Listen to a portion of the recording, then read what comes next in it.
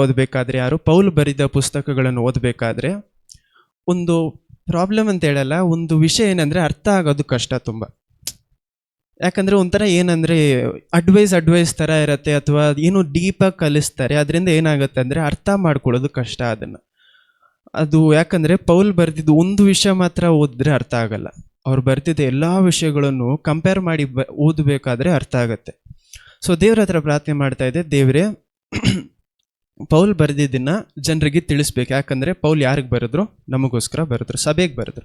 Paul ಬರೆದಿದ್ದನ್ನು ತಿಳಿಸ್ಬೇಕು ಅಂತ ಆಸೆ ಪಡಬೇಕಾದ್ರೆ ಅಲ್ಲಿ ಪ್ರಾಬ್ಲಮ್ ಏನಂದರೆ ಅದನ್ನು ಹೇಳ್ತಾನೆ ಇದ್ರೆ, ಪೌಲ್ ಬರೆದಿದ್ದನ್ನು ಎಕ್ಸ್ಪ್ಲೇನ್ ಮಾಡೋಕ್ಕೆ ಹೋದರೆ ನಿದ್ದೆ ಬರುತ್ತೆ. ಓದಬೇಕಾದ್ರೂ ನಿದ್ದೆ ಬರುತ್ತೆ, ಕೇಳಿಸ್ಕೊಬೇಕಂದ್ರೂ ನಿದ್ದೆ ಬರುತ್ತೆ. ಯಾಕಂದರೆ ತುಂಬ ಆಳವಾದ ಸಬ್ಜೆಕ್ಟು, ಕತೆ ಥರ ಇರಲ್ಲ. ಯಾವ ಥರ ಇರುತ್ತೆ, ಅವರು ಡೈರೆಕ್ಟಾಗಿ ಮಾತಾಡ್ತಾರೆ. ಅಡ್ವೈಸ್ ಥರ ಇರುತ್ತೆ, ಅವರು ಡೈರೆಕ್ಟಾಗಿ ಮಾತಾಡ್ತಾರೆ. ಅದರಿಂದ ಏನು ಮಾಡೋಣ ಅಂದರೆ ದೇವ್ರ ಹತ್ರ ಪ್ರಾರ್ಥನೆ ಮಾಡಿದೆ, ದೇವರೇ ಇದು ಕುರಿತಾಗಿ ಮಾತಾಡಬೇಕು, ಆದರೆ ಯಾವ ಥರ ಮಾತಾಡಬೇಕು ಗೊತ್ತಿಲ್ಲ. ಸೊ ಅವಾಗಲೇ ದೇವ್ರು ಹೇಳಿದ್ರು, ಹಳೆಯ ಒಡಂಬಡಿಕೆನೂ ಹೊಸ ಒಡಂಬಡಿಕೆನೂ ಏನಾಗಿದೆ, ಒಂದಕ್ಕೊಂದು ಜೋಡಿಯಾಗಿದೆ, ಎಲ್ಲ ವಾಕ್ಯಗಳಿಗೂ ಜೋಡಿ ವಾಕ್ಯ ಇದೆ ಅಂತ ಹೇಳಿದ್ರು. ಸರಿ, ಓಕೆ, ಇದೇನಕ್ಕೋಸ್ಕರ ಹೇಳ್ತಾ ಇದ್ದೀನಿ ಅಂದರೆ, ಮೊದಲು ಯಾವುದು ಓದೋಣ ಅಂದರೆ ಎಫೆಷನ್ಸ್ 1ನೇ ಅಧ್ಯಾಯ ಓದೋಣ. 1ರಲ್ಲಿ ನಾನು ಹೇಳುವಂಥ ಕೆಲವು ಮಾತುಗಳನ್ನು ಮಾತ್ರ ಓದಿ. ಎಫೆಷನ್ಸ್ 1ನೇ ಅಧ್ಯಾಯ ವಚನ 3ರಿಂದ. ಎಫೆಷಿಯನ್ಸ್ 1ನೇ ಅಧ್ಯಾಯ ವಚನ 3ರಿಂದ. ನಮ್ಮ ಕರ್ತನಾದ ಯೇಸು ಕ್ರಿಸ್ತರ ದೇವರು ತಂದೆಯೂ ಆಗಿರುವ ಆತನಿಗೆ ಸ್ತೋತ್ರ. ಅವರು ಪರಲೋಕದಲ್ಲಿನ ಸಕಲ ಆತ್ಮೀಯ ವರವುಗಳನ್ನು ನಮಗೆ ಕ್ರಿಸ್ತ ಯೇಸುವಿನಲ್ಲಿ ಅನುಗ್ರಹಿಸಿದ್ದಾರೆ. ಓಕೆ, ಆಮೇಲೆ ಮೊದಲು ಏನಂದರೆ ಆತ್ಮೀಯ ವರಗಳಂದರೆ ಏನು? ಈ ಪ್ರಶ್ನೆ ನಾನು ಮನೆಯಲ್ಲೂ ಕೇಳಿದೆ. ಏನಂತ ಅಂದರೆ ಆತ್ಮೀಯ ವರಗಳಂದರೆ ಏನು? ಯಾಕಂದರೆ ಆತ್ಮದ ಫಲಗಳಿದೆ, ಆತ್ಮೀಯ ವರಗಳಂದರೆ ಏನು? ಫಲ ಅನ್ನೋದೇನು? Character change ಆಗೋದೇನು? ದೇವರು ನಮಗೆ ಸಂತೋಷ ಕೊಡ್ತಾರೆ, ಸಮಾಧಾನ ಕೊಡ್ತಾರೆ, ಮತ್ತು ವಿಶ್ವಾಸ ಕೊಡ್ತಾರೆ. ಇದು ಗಲಾಷನ್ಸ್ 5:22. ಆತ್ಮೀಯ ಏನು ಹೇಳೋದು? ಬ್ಲೆಸ್ಸಿಂಗ್ಸ್, ಆಶೀರ್ವಾದಗಳು ಅಂದರೆ ಏನು? ಈ ಪ್ರಶ್ನೆ ಹಂಗೆ ಇಟ್ಕೊಳ್ಳಿ, ಕಂಟಿನ್ಯೂ ಮಾಡಿ. ಇವಾಗ ಹೇಗೆಂದರೆ, ನಾವು ಪ್ರೀತಿಯಲ್ಲಿ ನಡೆದು ಅವರ ಸನ್ನಿಧಿಯಲ್ಲಿ ಪರಿಶುದ್ಧರು, ದೋಷವಿಲ್ಲದವರು ಹಾಗೆ ಇರಬೇಕೆಂದು ನಮ್ಮನ್ನು ಜಗತ್ ಉತ್ಪತ್ತಿಗೆ ಮುಂಚೆ ಜಗತ್ತನ್ನೇ ಉಂಟು ಮಾಡೋದಕ್ಕೆ ಮುಂಚೆ ನಾವು ಪ್ರೀತಿಯಲ್ಲಿ ಪರಿಶುದ್ಧರಾಗಿರ್ಬೇಕು ಅನ್ನೋದಕ್ಕೋಸ್ಕರ ಕಂಟಿನ್ಯೂ ಮಾಡಿ. ಜಗತ್ ಉತ್ಪತ್ತಿಗೆ ಮುಂಚೆ ಕ್ರಿಸ್ತರಲ್ಲಿ ಆರಿಸಿಕೊಂಡರು. ಕ್ರಿಸ್ತರಲ್ಲಿ ಆರಿಸಿಕೊಂಡ್ರು. ಯಾರು ನಮ್ಮನ್ನು ಆರಿಸ್ಕೊಂಡ್ರು? ಕ್ರಿಸ್ತರಲ್ಲಿ ಆರಿಸ್ಕೊಂಡ್ರು. ಯಾರು ನಮ್ಮನ್ನು ಆರಿಸ್ಕೊಂಡ್ರು? ದೇವರು. ಈ ಪ್ರಪಂಚವನ್ನೇ ಉಂಟು ಮಾಡೋದಕ್ಕೆ ಮೊದಲಾಗಿಯೇ ದೇವರು ನಮ್ಮನ್ನು ಆರಿಸ್ಕೊಂಡಿದ್ದಾರೆ. ಪ್ರಪಂಚನ ಇಲ್ಲದೆ ಇರುವಾಗ ದೇವರು ನಮ್ಮನ್ನು ಆರಿಸ್ಕೊಂಡಿದ್ದಾರೆ. ಏನಕ್ಕೋಸ್ಕರ? ಪ್ರೀತಿಯಲ್ಲಿ ಸರಿಯಾದ ರೀತಿಯಲ್ಲಿ ಪರಿಶುದ್ಧತೆಯಲ್ಲಿ ನಡಿಬೇಕು ಅಂತ ಆರಿಸ್ಕೊಂಡಿದ್ದಾರೆ. ಇವಾಗ ಕಂಟಿನ್ಯೂ ಮಾಡಿ. ಅವರು ತನ್ನ ಕೃಪೆಯನ್ನು ಪ್ರಖ್ಯಾತಿಗೆ ತರಬೇಕೆಂದು ನಮ್ಮನ್ನು ಯೇಸು ಕ್ರಿಸ್ತರ ಮೂಲಕ ತನ್ನ ಪುತ್ರರನ್ನಾಗಿ ಸ್ವೀಕರಿಸುವುದಕ್ಕೆ ದಯಾಪೂರ್ವಕವಾದ ತನ್ನ ಚಿತ್ತ ಅನುಸಾರವಾಗಿ ಮೊದಲೇ ಸಂಕಲ್ಪ ಮಾಡಿದರು. ತನ್ನ ಏನಕ್ಕೋಸ್ಕರ? ಅವರ ಮಕ್ಕಳಾಗಿ ಮಾಡಿಕೊಳ್ಳೋದಕ್ಕೋಸ್ಕರ. ಯಾರ ಮೂಲಕ ಮಾಡ್ತಾ ಇದ್ದಾರೆ? ಕ್ರಿಸ್ತ ಯೇಸುವಿನ ಮೂಲಕ. ಒಂದೇ ಒಂದು ವಾಕ್ಯ ಹೇಳ್ತೀನಿ ನೋಡಿ. ಇದರಲ್ಲಿ ಏನು ಮಾತಾಡ್ತಾರೆ ಅಂದರೆ, ನೆಕ್ಸ್ಟ್ ವಾಕ್ಯ ಓದಿ. ನೆಕ್ಸ್ಟ್ ಹಂಗೆ 1-2 ವಾಕ್ಯ ಓದಿ. ಪುತ್ರನ ಸ್ವೀಕರಿಸುವುದಕ್ಕೆ ದಯಪೂರ್ವಕವಾದ ತನ್ನ ಚಿತ್ತ ಅನುಸಾರವಾಗಿ ಮೊದಲೇ ಸಂಕಲ್ಪ ಮಾಡಿದರು. ಈ ಕೃಪಾದಾನವು ಅವರ ಪ್ರಿಯರಲ್ಲಿಯೇ ನಮಗೆ ದೊರೆಯಿತು. ಇವರು ನಮಗೋಸ್ಕರ ತನ್ನ ರಕ್ತವನ್ನು ಸುರಿಸಿದ್ದರಿಂದ ನಮ್ಮ ಅಪರಾಧಗಳು ಪರಿಹಾರವಾಗಿ ನಮಗೆ ಬಿಡುಗಡೆಯಾಯಿತು. ಇದು ದೇವರ ಕೃಪಾ ಅತಿಶಯವೇ. ಅವರು ರಹಸ್ಯವಾದ ತನ್ನ ಸಂಕಲ್ಪವನ್ನು ನಮಗೆ ತಿಳಿಯಪಡಿಸುವುದರ ಮೂಲಕ ವಿಶೇಷವಾದ ಜ್ಞಾನವನ್ನು, ಬುದ್ಧಿಯನ್ನು ಕೊಟ್ಟು ಆ ಕೃಪೆಯನ್ನು ಇನ್ನೂ ಹೆಚ್ಚಾಗಿ ನಮಗೆ ತೋರಿಸಿದ್ದಾರೆ. ತಾನು ಏನಕ್ಕೋಸ್ಕರ ದೇವ್ರು ನಮ್ಮ ಮೇಲೆ ಕೃಪೆ ತೋರಿಸ್ತಾರೆ? ನಾನು ಸ್ಟಾರ್ಟಿಂಗಲ್ಲೇ ಹೇಳಿದೆ, ಏನು ಮಾಡೋಣ, ಕಥೆಯ ಜೊತೆ ಓದಬೇಕು ಅಂದೆ. ಇವಾಗ ಇದು ಬೇಸಿಕ್ ಆಗಿ ಇಟ್ಕೊಳ್ಳಿ, ಬೇಸ್ ಅಂತ ಇಟ್ಕೊಳ್ಳಿ. ಒಂದು, ಕ್ರಿಸ್ತುವಿನ ಮೂಲಕ ನಮ್ಗೇನು ಕೊಟ್ಟಿದ್ದಾರೆ ಅಂತೆ? ಪರಲೋಕದಲ್ಲಿರುವ ಸ್ಪಿರಿಚುವಲ್ ಬ್ಲೆಸ್ಸಿಂಗ್ಸ್ ನಮಗೆ ಕೊಟ್ಟಿದ್ದಾರೆ. ಯಾವುದು? ಆತ್ಮಿಕ ರೀತಿಯಾದ ಆಶೀರ್ವಾದಗಳನ್ನು ಕೊಟ್ಟಿದ್ದಾರೆ ಅಂತಾರೆ. ಆಮೇಲೆ ಏನು ಮಾತಾಡ್ತಾ ಇದ್ದಾರೆ? ಕ್ರಿಸ್ತ ಯೇಸುವಿನ ಮೂಲಕ ನಮ್ಮನ್ನು ತನ್ನ ಮಕ್ಕಳಾಗಿ ಏನು ಮಾಡಿದ್ದಾರೆ ಅಂತೆ? ಆರಿಸ್ಕೊಂಡಿದ್ದಾರೆ ಅಂತ ಹೇಳ್ತಾರೆ. ಯಾರ ಮೂಲಕ? ಕ್ರಿಸ್ತ ಯೇಸುವಿನ ಮೂಲಕ. ನೆಕ್ಸ್ಟ್ ಇವಾಗ ಓದ್ತಾ ಇದ್ರೆ, ಏನಕ್ಕೋಸ್ಕರ? ಅವರ ಕೃಪೆಯಿಂದ ಮತ್ತೆ ನಾವು ಪರಿಶುದ್ಧರಾಗಿ ಬಾಳಬೇಕು ಅಂತ ಮಾಡಿದ್ದಾರೆ ಅಂತಿದೆ. ಇವಾಗ ಇದಾದ್ಮೇಲೆ ಒಂದು ವಾಕ್ಯದಲ್ಲಿ ಏನಂತ ಪೌಲ್ ಬರೀತಾರೆ ಅಂದ್ರೆ, ನೀವು ಮೊದಲು ಮೂರು ಚಾಪ್ಟರ್ಗಳು ಓದಬೇಕಾದ್ರೆ ಪೌಲ್ ಏನ್ ಬರೀತಾರೆ ಅಂದ್ರೆ, ದೇವರ ನಾಮಕ್ಕೆ ಮಹಿಮೆ ಆಗಲಿ ಅಂತ bless the name of the Lord ಅಂತಾರೆ. Bless the name of the Lord ಅಂದ್ರೆ ದೇವರಿಗೆ ಮಹಿಮೆ ಅಂತ ಮಾತಾಡ್ತಾರೆ. ಏನಕ್ಕೋಸ್ಕರ ನಾವು ದೇವರನ್ನು ಮಹಿಮೆ ಪಡಿಸ್ಬೇಕು? ದೇವರು ತುಂಬಾ ಮಹಿಮೆಯಲ್ಲಿ ಬಾಳ್ತಾ ಇದ್ದಾರೆ. ಅವರನ್ನ ಆರಾಧಿಸೋದಕ್ಕೋಸ್ಕರ ಯಾರು ಇರ್ತಾರೆ, ಅವರ ಹೆಸರನ್ನು ಪರಿಶುದ್ಧರು ಪರಿಶುದ್ಧರು ಪರಿಶುದ್ಧರು ಅಂತ ಯಾರು ಹೇಳ್ತಾ ಇರ್ತಾರೆ? ದೂತರು ಹೇಳ್ತಾನೆ ಇರ್ತಾರೆ. ಅವರನ್ನು ಆರಾಧಿಸುವುದಕ್ಕೆ ಅಷ್ಟು ಜನರು ಇರಬೇಕಾದ್ರೆ ಮನುಷ್ಯರನ್ನು ನಾವು ಯಾಕೆ ದೇವರ ನಾಮನ್ನು ಮಹಿಮೆ ಪಡಿಸ್ತೀವಿ? ಅಥವಾ ನಾವ್ಯಾಕೆ ದೇವರನ್ನು ಆರಾಧಿಸ್ಬೇಕು? ಅಥವಾ ದೇವರಿಗೆ ನಮ್ಮ ಜೊತೆ ಒಂದು ರಿಲೇಶನ್ಶಿಪ್, ಒಂದು ಸಂಬಂಧ ಏನಕ್ಕೆ ಇರಬೇಕು ಅಂತ ಪ್ರತಿಯೊಬ್ಬರ ಜೊತೆನೂ ಇರಬೇಕು ಅಂತ ಆಸೆ ಪಡ್ತಾರೆ. ಏನಕ್ಕೋಸ್ಕರ? ದೇವರು ಆಸೆ ಪಡ್ತಾ ಇದ್ದಾರೆ ನಮ್ಮ ಜೊತೆ ಒಂದು ಅನ್ಯೂನತೆ ಇಟ್ಕೊಳ್ಳೋಕೆ. ಓಕೆ, ಅವರ ಸ್ವರೂಪದಲ್ಲಿ ಮಾಡಿದ್ದಾರೆ, ನಮ್ಮನ್ನ ಅವರ ಮಕ್ಕಳಾಗಿ ಸ್ವೀಕರಿಸಿದ್ದಾರೆ ಅಂತ, ನಮ್ಮನ್ನ ದತ್ತು ತಗೊಂಡಿದ್ದಾರೆ ಅಂತ. ಅದೇ ಮಾತು, ದತ್ತು ತಗೊಂಡಿದ್ದಾರೆ. ಓಕೆ, ಬೇರೆ ಅವರನ್ನ ಅವ್ರ ರಕ್ತವನ್ನು ಸುರಿಸಿ ನಮ್ಮನ್ನ ಕೊಂಡುಕೊಂಡಿದ್ದಾರೆ, ಆಯಿತು. ಆದರೆ ನಮ್ಮ ಆರಾಧನೆ ದೇವರಿಗೆ ಏನು ಮಾಡ್ತಾ ಇದೆ? ಇವಾಗ ನಾನು ನಿಮಗೊಂದು ವಿಷಯ ಮಾಡ್ತಾ ಇದ್ದೀನಿ ಅಂದರೆ ನಿಮಗೆ ಒಳ್ಳೇದಾಗಬೇಕು ಅಥವಾ ಕೆಟ್ಟದಾಗಬೇಕು, ಅಥವಾ ಒಂದು ದುಃಖ ಕೊಡಬೇಕು, ಸಂತೋಷ ಕೊಡಬೇಕು. ಯಾವ ರೀತಿ ನಾವು ಆರಾಧಿಸೋದು ದೇವರನ್ನು ಸಂತೋಷ ಪಡಿಸ್ತಾ ಇದೆ, ಅಥವಾ ನಾವು ಪ್ರಾರ್ಥಿಸೋದು ದೇವರಿಗೆ ಸಂತೋಷ ಕೊಡ್ತಾ ಇದೆ? ಯಾಕಂದರೆ ದೇವರ ವಾಕ್ಯದಲ್ಲಿ ಏನಿದೆ, ನಾವು ಪ್ರಾರ್ಥಿಸುವಾಗ, ದೇವರನ್ನು ಆರಾಧಿಸುವಾಗ ದೇವರು ಸಂತೋಷವಾಗಿದ್ದಾರೆ ಅಂತ ಮಾತಾಡ್ತಾರೆ. ಇದು ಇವಾಗ ಎಲ್ಲಿ ಓದೋಣ ಅಂದರೆ, ನೆಕ್ಸ್ಟ್ ಓದೋಣ. ಸ್ಪಿರಿಚುವಲ್ ಬ್ಲೆಸ್ಸಿಂಗ್ಸ್ ಅಂದರೆ ಏನು, ಆತ್ಮಿಕ ರೀತಿಯಾದ ಆಶೀರ್ವಾದಗಳಂದರೆ ಏನು ಅಂತ ಅದು ಮಾತ್ರ ಹೇಳಿ ನಾವು ಮುಂದೆ ಹೊರತೋಗೋಣ. ನಿಮ್ಮ ಹತ್ರ ಕೇಳ್ತಾ ಇದ್ದೀನಿ, ಯಾಕಂದರೆ ಆತ್ಮದ ಫಲಗಳ ಬಗ್ಗೆ ನಾನು ಮೊದಲೇ ಮಾತಾಡಿದ್ವಿ. ಆತ್ಮದ ಫಲಗಳು, ಆತ್ಮದ ಆಶೀರ್ವಾದಗಳು ಅಂದರೆ ಏನು? ನಮಗೆ ದೇವ್ರು ಕೊಟ್ಟಿರುವಂಥ ದೊಡ್ಡ ಆಶೀರ್ವಾದ ಏನು? ನಿತ್ಯ ಜೀವನ ಅಲ್ಲ, ಅವರ ಮಕ್ಕಳಾಗಿರೋದು ಆಶೀರ್ವಾದ. ಓಕೆ, ಆದರೆ ಆತ್ಮದ ಆಶೀರ್ವಾದ, ಆತ್ಮೀಕ ರೀತಿಯಾದ ಆಶೀರ್ವಾದ ಏನು? ಎಫಿಷಿಯನ್ಸ್ 2 3ನೇ ವಾಕ್ಯದಲ್ಲಿ ಏನಂತ ಹೇಳ್ತಾರೆ ಅಂದರೆ,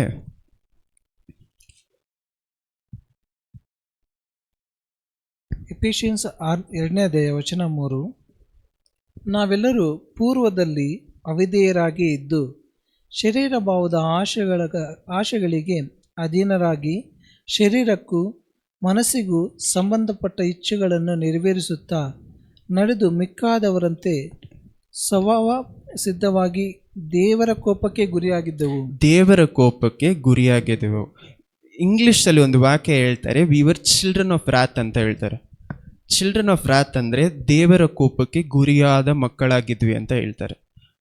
ಆ ವಾಕ್ಯ ಓದಬೇಕಾದ್ರೆ ಅದರಲ್ಲಿ ಎಷ್ಟು ಡೆಪ್ತ್ ಇದೆ ಅಂದರೆ, ಈ ಒಂದು ಎಫಿಷಿಯನ್ಸ್ 2 ಏನಕ್ಕೋಸ್ಕರ ಹೇಳ್ತಾ ಇದ್ದಾರೆ ಅಂದರೆ, ವಿ ವರ್ ಚಿಲ್ಡ್ರನ್ ಆಫ್ ರಾತ್, ದೇವರ ಕೋಪಕ್ಕೆ ಅನುಸಾರವಾದ ಮನುಷ್ಯರಾಗಿ ನಾವು ಬಾಳ್ತಿದ್ವಿ. ಅಂಥ ಮನುಷ್ಯರನ್ನು ದೇವರು ಆರಿಸ್ಕೊಂಡಿದ್ದಾರೆ ಅಂತಿದೆ.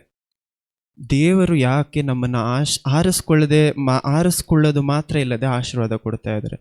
ನಮಗೂ ದೇವರು ನಮಗೆ ಕೊಟ್ಟಿರುವಂಥ ದೊಡ್ಡ ಆಶೀರ್ವಾದ ಅವ್ರ ಜೊತೆ ಸಮಾಧಾನವಾಗಿ ಒಪ್ಪಂದ ಮಾಡಿಕೊಳ್ಳುವಂಥ ಆಶೀರ್ವಾದ. ರೋಮನ್ಸಲ್ಲಿ ನೀವು ಏನು ಓದ್ತೀರಾ ಅಂದರೆ, we are at piece with god ಅಂತ ಹೇಳ್ತಾರೆ. ನಾವು ದೇವರ ಜೊತೆ ಸಮಾಧಾನವಾಗಿದ್ದೀವಂತೆ. ದೇವರ ಕೋಪವನ್ನು ತಾಳಿಸಿದ್ಯಾರು, ಕಡಿಮೆ ಮಾಡಿದ್ಯಾರು? ಯೇಸು ಕ್ರಿಸ್ತು. ನಮ್ಮ ಮೇಲೆ ಯಾಕಂದರೆ ನಾವು ಕೋಪದ ಮಕ್ಕಳಂದರೆ ದೇವರ ಕೋಪವನ್ನು ಅನುಭವಿಸಬೇಕಾಗಂತ ಜನರು. ಇಂಥ ಜನರ ಕೋಪವನ್ನು ದೇವರು ಯಾರ ಮೇಲೆ ತೋರಿಸ್ತಾ ಇದ್ದಾರೆ? ಕ್ರಿಸ್ತ ಯೇಸುವಿನ ಮೇಲೆ ತೋರಿಸ್ತಾ ಇದ್ದಾರೆ. ಯಾಕಂದರೆ ದೇವರ ಕೋಪವನ್ನು ಸುಮ್ಮನೆ ಅವ್ರು ಏನು ಮಾಡೋಕ್ಕಾಗಲ್ಲ, ಎತ್ತು ಬಿಸಾಡೋಕ್ಕಾಗಲ್ಲ. ಯಾಕಂದರೆ ತುಂಬ ನ್ಯಾಯವಾದ ದೇವರು. ತಪ್ಪು ಮಾಡಿದ್ರೆ ಶಿಕ್ಷೆ ಅನುಭವಿಸ್ಬೇಕು. ಆದರೆ ಅದನ್ನು ಅನುಭವಿಸದೆ ಯಾರು ಅನುಭವಿಸಿದ್ರು ನಮಗೋಸ್ಕರ? ಯೇಸು ಕ್ರಿಸ್ತ. ಆಮೇಲೆ ಓಕೆ, ಸ್ಟಾರ್ಟಿಂಗಲ್ಲಿ ಹೇಳಿದ್ನಲ್ಲ, ಎಫಿಷಿಯನ್ಸ್ ಎಲ್ಲ ತುಂಬ ಓದೋರಿಗೆ ಚೆನ್ನಾಗಿರುತ್ತೆ, ಮಾತಾಡೋರು ಚೆನ್ನಾಗಿರುತ್ತೆ, ಕೇಳಿಸ್ಕೊಳ್ಳೋರು ನಿದ್ದೆವಿರುತ್ತೆ. ಏನು ಮಾಡೋಣ ಅಂದರೆ, ಇಲ್ಲೊಂದು ವಾಕ್ಯದಲ್ಲಿ ಓದಿದ್ವಲ್ಲ, ಎಫಿಷಿಯನ್ಸ್ 1 ಏನು ನೋಡಿದ್ವಿ? ಭೂಲೋಕವನ್ನು ಉಂಟು ಮಾಡೋದಕ್ಕೆ ಮೊದಲಾಗೆ ನಮ್ಮನ್ನು ತಿಳ್ಕೊಳ್ಳೋಣ. ಸೊ ಏನು ಮಾಡೋಣ ಅಂದರೆ, ಭೂಲೋಕ ಉಂಟು ಮಾಡೋಕ್ಕೆ ಮುಂಚೆ ಏನಾಯ್ತು ನೋಡ. ಜೆನೆಸಿಸ್ 1ನೇ ಅಧ್ಯಾಯಕ್ಕೆ ಹೋಗಿ, 1ನೇ ಅಧ್ಯಾಯದಲ್ಲಿ 1ನೇ ವಾಕ್ಯ. ಆದಿಕಾಂಡ 1ನೇ ಅಧ್ಯಾಯ. ಆದಿಯಲ್ಲಿ ದೇವರು ಆಕಾಶವನ್ನು ಭೂಮಿಯನ್ನು ಉಂಟು ಮಾಡಿದರು. ಭೂಮಿಯು ಕ್ರಮವಿಲ್ಲದೆಯೂ ಬರಿದಾಗಿ ಇತ್ತು. ಆದಿಸಾಗರದ ಮೇಲೆ ಕತ್ತಲಿತ್ತು. ದೇವರಾತ್ಮವು ಜಲಸಮೂಹಗಳ ಮೇಲೆ ಚಲಿಸುತ್ತಿತ್ತು. ಆಮೇಲೆ ಒಂದು ವಾಕ್ಯ ಆಯ್ತಲ್ಲ. ಇದು ವಾಕ್ಯ ಇವಾಗ ಸೆಂಟೆನ್ಸ್ ಆಗುತ್ತೆ, ಒಂದೊಂದು ಸೆಂಟೆನ್ಸ್. ಆದಿಯಲ್ಲಿ ದೇವರು ಆದಿಯಲ್ಲಿ ದೇವರು ಆಕಾಶವನ್ನು ಭೂಮಿಯನ್ನು ಉಂಟು ಮಾಡಿದರು. ಆಮೇಲೆ ಆದಿಯಲ್ಲಿ ದೇವರು ಅನ್ನೋ ಪದವನ್ನು ಇನ್ನೊಂದು ಕಡೆ ಎಲ್ಲಿ ಕೇಳಿರ್ತೀರಾ? ಯೋಹಾನದಲ್ಲಿ ಕೇಳ್ತೀರಾ. ಏನಂತ? ಆದಿಯಲ್ಲಿ ವಾಕ್ಯವಿತ್ತು, ವಾಕ್ಯವು ದೇವರ ಬಳಿಯಲ್ಲಿತ್ತು, ವಾಕ್ಯವು ದೇವರಾಗಿತ್ತು. ಇಲ್ಲಿ ಏನ್ ಮಾತಾಡ್ತಾ ಇದ್ದಾರೆ? ಆದಿಯಲ್ಲಿ ದೇವರು ಆಕಾಶವನ್ನು ಭೂಮಿಯನ್ನು ಉಂಟು ಮಾಡಿದ್ರು ಅಂತ. ಇವಾಗ ಏನ್ ಮಾಡೋಣ ಅಂದ್ರೆ ಎಫಿಷಿಯನ್ಸ್ನ ಅರ್ಥ ಮಾಡ್ಕೊಳ್ಳೋದಕ್ಕೆ ಜೆನಿಸಿಸ್ ಯೂಸ್ ಮಾಡೋಣ. ಎಫಿಷಿಯನ್ಸ್ 1-2 ಅರ್ಥ ಮಾಡ್ಕೊಳ್ಳೋದಕ್ಕೆ ಏನ್ ಮಾಡೋಣ? ಜೆನಿಸಿಸ್ ಯೂಸ್ ಮಾಡೋಣ. ಜೆನಿಸಿಸ್ ಅಲ್ಲಿ ಏನ್ ಹೇಳ್ತಾ ಇದ್ದಾರೆ? ಆದಿಯಲ್ಲಿ ಏನ್ ಮಾಡಿದ್ರು? ದೇವರು ಒಂದು ವಿಷಯವನ್ನು ಸೃಷ್ಟಿ ಮಾಡಿದ್ರು. ಆದಿಯಲ್ಲಿ ಬೇರೆ ಇನ್ನೊಂದು ವಿಷಯವನ್ನು ದೇವರು ಏನು ಸೃಷ್ಟಿ ಮಾಡಿದ್ರು? ಮನುಷ್ಯರನ್ನು ಸೃಷ್ಟಿ ಮಾಡಿದ್ರು. ಆಮೇನ್? ಕೇಳಿಸ್ಕೊಳ್ಳಿ, ಓದೋದು ಬೇಡ, ಕೇಳಿಸ್ಕೊಳ್ಳಿ. ಸೊ ಆದಿಯಲ್ಲಿ ದೇವರು ಏನು ಮಾಡಿದ್ರು? ಆದಿಯಲ್ಲಿ ಭೂಲೋಕ ಏನು ಸೃಷ್ಟಿ ಮಾಡ್ತಾರೆ? ಆಕಾಶವನ್ನು ಭೂಲೋಕವನ್ನು ಸೃಷ್ಟಿ ಮಾಡಿದ್ರು. ಆಕಾಶವನ್ನು ಭೂಲೋಕವನ್ನು ಸೃಷ್ಟಿ ಮಾಡಿದ ಇವಾಗ ಏನು ಮಾಡೋಣ ಅಂದರೆ ನಮ್ಮನ್ನು ಸೃಷ್ಟಿ ಮಾಡಿದ್ರು ಅಂತ ಇಟ್ಕೊಳ್ಳೋಣ. ಸೊ ಆಕಾಶ ಭೂಲೋಕ ಸೃಷ್ಟಿ ಮಾಡಿದ್ರು. ಇವಾಗ ಯಾವ ರೀತಿ ಇತ್ತಂತೆ ಭೂಲೋಕ? ಕತ್ತಲೆಯಾಗಿತ್ತು ಅಂತಿದೆ. ಓದಿ ಆ ವಾಕ್ಯನ, ನೀವು ಕೇಳಿಸ್ಕೊಳ್ಳಿ, ಅವ್ರ ಮಾತ್ರ ಓದ್ಲಿ. ಭೂಮಿಯು ಕ್ರಮವಿಲ್ಲದೆಯೂ ಬರಿದಾಗಿ ಇತ್ತು, ಆದಿಸಾಗರದ ಮೇಲೆ ಓಕೆ. ಭೂಮಿಯಲ್ಲಿ ಏನಿರಲಿಲ್ಲ? ಕ್ರಮ ಇರಲಿಲ್ಲ. ಏನಾಗಿತ್ತು? ತುಂಬಾ ಒಡೆದೋಗಿತ್ತು, ಅಪ್ಸ್ ಆ್ಯಂಡ್ ಡೌನ್ಸ್ ಇತ್ತು ಅಂತಾರೆ. ಹಂಗಂದ್ರೆ ಎಲ್ಲಿ ನೋಡಿದ್ರೆ ಏನಿರ್ತಾಯಿತ್ತು? ಹಳ್ಳ ಇತ್ತು, ಅದಿತ್ತು, ಸರಿಯಾಗಿರ್ಲಿಲ್ಲ. ಆದ್ರೆ ಇನ್ನೊಂದು ವಾಕ್ಯ ನೋಟ್ ಮಾಡಿ, ಭೂಮಿಯಲ್ಲಿ ಎಲ್ಲಿತ್ತು ಭೂಮಿ ಅಂದ್ರೆ ಭೂಮಿ ಕೆಳಗಡೆ ಇತ್ತು. ಭೂಮಿಯ ಮೇಲೆ ಏನಾಗಿದೆ? ನೀರಿದೆ. ನೀರಿನ ಮೇಲೆ ಏನಿದೆ? ಆಕಾಶ ಅಲ್ಲ, ಡಾರ್ಕ್ನೆಸ್ ಇದೆ. ಡಾರ್ಕ್ನೆಸ್ಗೆ ಏನು ಹೇಳ್ತೀರಾ? ಕತ್ತಲೆಯಾಗಿದೆ. ಕೆಳಗಡೆ ನೆಲ ಇದೆ. ನೆಲ ಯಾವ ರೀತಿ ಇದೆ? ಸರಿಯಾದ ರೀತಿಯಲ್ಲಿ ಇಲ್ಲ. ಫುಲ್ ಏನಾಗಿದೆ? ಅಪ್ಸ್ ಆ್ಯಂಡ್ ಡೌನ್ಸ್ ಆಗಿದೆ. ಒಂದು ಸ್ಟ್ರೇಟ್ ಲೈನ್ ಆಗಿಲ್ಲ. ಅದ್ರ ಮೇಲೆ ಏನಿದೆ ಇವಾಗ? ನೀರು, ಬರೀ ನೀರು, ಫುಲ್ ನೀರಾಗಿದೆ. ನೀರೆಲ್ಲ ಮೇನೇಲಿದೆ? ಕತ್ತಲೆ ಇದೆ. ಅದರ ಮೇಲೆ ದೇವರು ಏನು ಮಾಡ್ತಾ ಇದ್ದಾರೆ? ಪವಿತ್ರ ಆತ್ಮ ಏನು ಮಾಡ್ತಾ ಇದ್ದಾರೆ? ಚಲಿಸ್ತಾ ಇದ್ದಾರೆ. ನೀವು ಹೊಸ ಒಡಂಬಡಿಕೆಯಲ್ಲಿ ಇದನ್ನು ಯಾರು ನೀರ ಮೇಲೆ ನಡೀತಾ ಇದ್ದಾರೆ ಅಂತ ಹೇಳ್ತಾರೆ? ಯೇಸು ಕ್ರಿಸ್ತು. ಆಮೀನ್. ಸೊ ಯಾವ ರೀತಿ ಭೂಲೋಕದಲ್ಲಿ ಎಲ್ಲಿ ನೋಡಿದ್ರು ಏನಿರಲಿಲ್ಲ, ಯಾವುದು ಕ್ರಮವಾಗಿರ್ಲಿಲ್ವೋ ಅದೇ ರೀತಿ ನೆಲವಾದ ನಾವು ಏನಾಗಿರಲಿಲ್ಲ? ಕ್ರಮವಾದ ರೀತಿಯಲ್ಲಿ ಇರಲಿಲ್ಲ. ನಮ್ಮ ಮೇಲೆ ಏನಾಗಿತ್ತಂದರೆ ಮಾಂಸ ಪಿಶಾಚಿ ಮತ್ತು ಏನು ನಮ್ಮ ಆತ್ಮ, ಮಾಂಸ, ಪಿಶಾಚಿ ಏನಾಗಿತ್ತು? ಎಲ್ಲ ಒಂದಾಗಿತ್ತು. ಯಾವ ರೀತಿ ಇವಾಗ ಒಂದು ವಿಷಯದ ಮೇಲೆ ಇನ್ನೊಂದು ವಿಷಯದ ಏನಾಗುತ್ತೆ? ಆ ವಿಷಯಕ್ಕೆ ಪ್ರೆಷರ್. ನಿಮ್ಮ ಮೇಲೆ ಒಂದು 100 kg ಇಟ್ಟರೆ ಏನಾಗತ್ತೆ ಇವಾಗ? ತೂಕ, ಭಾರ. ಅದೇ ರೀತಿ ನೆಲದ ಮೇಲೆ ಏನಾಗಿತ್ತು ಇವಾಗ? ಎಲ್ಲ ಕಡೆ ಎಲ್ಲಿ ನೋಡಿದ್ರು ನೀರು. ನೀರನ್ನು ಏನಕ್ಕೆ ನಾವು ಹೋಲಿಸ್ಬೋದು ಅಂದರೆ ಲೋಕಕ್ಕೂ ಮಾಂಸಕ್ಕೂ ಹೋಲಿಸ್ಬೋದು. ಚೆನ್ನಾಗಿ ಜ್ಞಾಪಕ ಇಟ್ಕೊಳ್ಳಿ. ನೆಲ ಅನ್ನೋದು ನಮ್ಮ ಆತ್ಮ. ನೆಲ ಅನ್ನೋದು ದೇವರು ಕೊಟ್ಟಿರುವಂಥ ಆತ್ಮ. ಈ ಆತ್ಮದಲ್ಲಿ ಆದಾಮನು ಪಾಪ ಮಾಡಿದ ಕಾಲದಿಂದ ಏನಾಗಿದೆ? ಇವಾಗ ಏನೂ ಸರಿಯಾಗಿಲ್ಲ, ಕೆಳಗಡೆ ಮೇಲಿದೆ. ಆ ನೀರಿನ ಮೇಲೆ ಏನಿದೆ? ಮಾಂಸ, ಲೋಕ. ಆ ಮಾಂಸದ ಲೋಕದ ಮೇಲೆ ಏನಿದೆ? ಪಿಶಾಚಿ, ಕತ್ತಲೆ. ಕತ್ತಲೆಯನ್ನು ಏನು ಹೋಲಿಸ್ತಾರೆ? ಪಿಶಾಚಿಗೆ ಹೋಲಿಸ್ತಾರೆ. ಎಫೆಷನ್ಸ್ 2:2 ವಾಕ್ಯದಲ್ಲಿ ಏನು ಹೇಳ್ತಾರೆ ಅಂದರೆ, ನಿಮ್ಮ ಪಾಪದ ಮೇರೆಗೆ ಪಿಶಾಚಿ ಕೈ ಕೆಳಗಡೆ, ಪಿಶಾಚಿ ನಿಮಗೆ ತಲೆಯಾಗಿದ್ದ ಪಿಶಾಚಿ ಕೈ ಕೆಳಗಡೆ ನಿಮ್ಮ ಆತ್ಮವು, ನಿಮ್ಮ ಲೋಕವು, ಆತ್ಮವು ಅದ್ರ ಕೆಳಗಡೆ ಇತ್ತು ಅಂತ ಮಾತಾಡ್ತಾರೆ. ಅದನ್ನ ಮಾತ್ರ ನೀವು ಮಾತ್ರ ಓದಿ. ನೀವೆಲ್ಲ ನೋಡ್ಕೊಳ್ಳಿ. ಎಫೆಷನ್ಸ್ 2 1 ಮತ್ತು 2 ಅದು ಓಪನ್ ಮಾಡಿ ಒಂದು ಕೈ ಇಟ್ಕೊಳ್ಳಿ, ಯಾಕಂದ್ರೆ ಅವಾಗ ಓದ್ತಾ ಇರಬೇಕು. ಎಫೆಷನ್ಸ್ 2 1 ಮತ್ತು 2 ಓದಿ. ಎಫೆಷಿಯನ್ಸ್ 2:1-2. ಅವರು ಅಪರಾಧಗಳ ಮತ್ತು ಪಾಪಗಳ ದಸೆಯಿಂದ ಸತ್ತವರಾಗಿದ್ದ ನಿಮ್ಮನ್ನು ಸಹ ಬದುಕಿಸಿದರು. ವೆಯ್ಟ್ ತಾಳದೆ ಸತ್ತೋಗಿದ್ದ ಮನುಷ್ಯರು ಏನ್ ಮಾಡಿದ್ದಾರೆ? ದೇವರು ನಮ್ಮನ್ನ ಎಬ್ಬಿಸಿದ್ದಾರೆ. ಓಕೆ, ಇವಾಗ ಕಂಟಿನ್ಯೂ ಮಾಡಿ. ಬದುಕಿಸಿದರು. ನೀವು ಪೂರ್ವದಲ್ಲಿ ಅಪರಾಧಗಳನ್ನು ಪಾಪಗಳನ್ನು ಮಾಡುವವರಾಗಿದ್ದು, ಅಪರಾಧಗಳನ್ನು ಪಾಪವನ್ನು ಮಾಡುವವರಾಗಿದ್ದು ಇಹ ಲೋಕ ಆಚಾರಕ್ಕೆ ಅನುಸಾರವಾಗಿ ನಡೆದುಕೊಂಡಿರ್ರಿ. ಲೋಕದ ಆಚಾರಕ್ಕೆ ಸರಿಯಾಗಿ ನಡೆದ್ರಿ. ಆಮೇಲೆ ಕಂಟಿನ್ಯೂ ಮಾಡಿ. ನಡೆದುಕೊಂಡಿರಿ. ವಾಯುಮಂಡಲದಲ್ಲಿ ಅಧಿಕಾರ ನಡೆಸುವ ಅಧಿಪತಿಗೆ, ಅಂದರೆ ನಂಬಲುಲ್ಲದವರನ್ನು ಅವಿಧೇಯತೆಗೆ ಈಗ ಪ್ರೇರೇಪಿಸುವ ಆತ್ಮನಿಗೆ ಅನುಸಾರವಾಗಿ ನಡೆದುಕೊಂಡಿರಿ. ಯಾರು ನಮಗೆ ಮೊದಲು ತಲೆಯಾಗಿದ್ರು? ಪಿಶಾಚಿ ನಮಗೆ ತಲೆಯಾಗಿದ್ರು ಅಂತ ಮಾತಾಡ್ತಾರೆ. ನೀರಿನ ಮೇಲೆ ಏನಿತ್ತಂತೆ? ಕತ್ತಲೆ. ಕಂಟಿನ್ಯೂ ಮಾಡಿ. ನಾವೆಲ್ಲರೂ ಪೂರ್ವದಲ್ಲಿ ಅವಿಧೇಯರಾಗಿದ್ದು ಶರೀರ ಭಾವದ ಆಶೆಗಳಿಗೆ ಶರೀರ, ಅಧೀನರಾಗಿ ಮಾಂಸನು ಬಂದ್ಬಿಡ್ತು. 3 ವಿಷಯಗಳು ನೋಡಿದ್ವಿ. ಇವಾಗ 3 ವಿಷಯಗಳು ಯಾವುದು? ಒಂದು ಲೋಕ, ಪಿಶಾಚಿ, ಮಾಂಸ. ನಾವೇನ್ ಮಾಡಿದ್ವಿ? ಲೋಕದ ಆಚಾರಕ್ಕೆ ಸರಿಯಾಗಿ ನಡೆದಿದ್ದ ಕಾರಣದಿಂದ ಪಿಶಾಚಿ ನಮಗೆ ತಲೆಯಾದ. ಯಾಕಂದ್ರೆ ಯಾರೆಲ್ಲ ಲೋಕದ ಸರಿಯಾಗಿ ನಡೀತಾರೋ ಏನಾಗತ್ತೆ? ಪಿಶಾಚಿ ಅವರಿಗೆ ತಲೆ ಆಗ್ತಾನೆ, ಅವ್ರಿಗೆ ರಾಜ ಆಗ್ತಾನೆ. ನಮ್ಮ ಕುಟುಂಬವನ್ನು ಅಥವಾ ಎಲ್ಲರ ಕುಟುಂಬವನ್ನು ಒಂದು ಪಿಶಾಚಿ ನಡೆಸ್ತಾನೆ ಅಥವಾ ದೇವ್ರು ನಡೆಸ್ತಾರೆ. ನಾವು ನಡೆಸೋದಲ್ಲ, ಒಂದು ಪಿಶಾಚಿ ತಲೆಯಾಗಿರ್ತಾನೆ ಅಥವಾ ದೇವರ ತಲೆಯಾಗಿರ್ತಾರೆ. ದೇವರ ತಲೆಯಾಗಿರುವಂಥ ಕುಟುಂಬದಲ್ಲಿ ಏನು ಕಾಣುತ್ತೆ ಅಂದರೆ ಫಲಗಳಿದೆ. ಆಮೇಲೆ ನೋಡೋಣ. ಕಂಟಿನ್ಯೂ ಮಾಡಿ. ಇವಾಗ ಪಿಶಾಚಿ ಕೈ ಕೆಳಗಡೆ ಇದ್ವಿ. ಏನಕ್ಕೋಸ್ಕರ? ಲೋಕದ ಅನುಸಾರವಾಗಿ ನಡೆದಿದ್ದ ಕಾರಣದಿಂದ ಪಿಶಾಚಿ ಕೈ ಕೆಳಗಡೆ ಇದ್ವಿ. ಪಿಶಾಚಿ ಕೈ ಕೆಳಗಡೆ ಇರುವವರು ತಮ್ಮ ತಮ್ಮ ಆಸೆಗಳಿಗೆ, ಯಾವುದು? ಮಾಂಸದ ಆಸೆಗಳಿಗೆ ಕೈ ಕೊಟ್ಬಿಟ್ರು ಅಂತ. ಆಸೆಗಳು ತಪ್ಪಾ ಕರೆಕ್ಟಾ? ಇವಾಗ ತಿರುಗಿ ಜೆನಿಸಿಸ್ ಓದಬೇಕು. ಓಕೆ, ಆಸೆಗಳು ತಪ್ಪಾ ಕರೆಕ್ಟಾ? ನಮ್ಮಲ್ಲಿರೋ ಆಸೆ ಕೆಟ್ಟದ ಒಳ್ಳೆಯದ? ದೇವರ ಚಿತ್ತಕ್ಕೆ ಅನುಸಾರವಾದದ್ದು ಒಳ್ಳೆಯದು.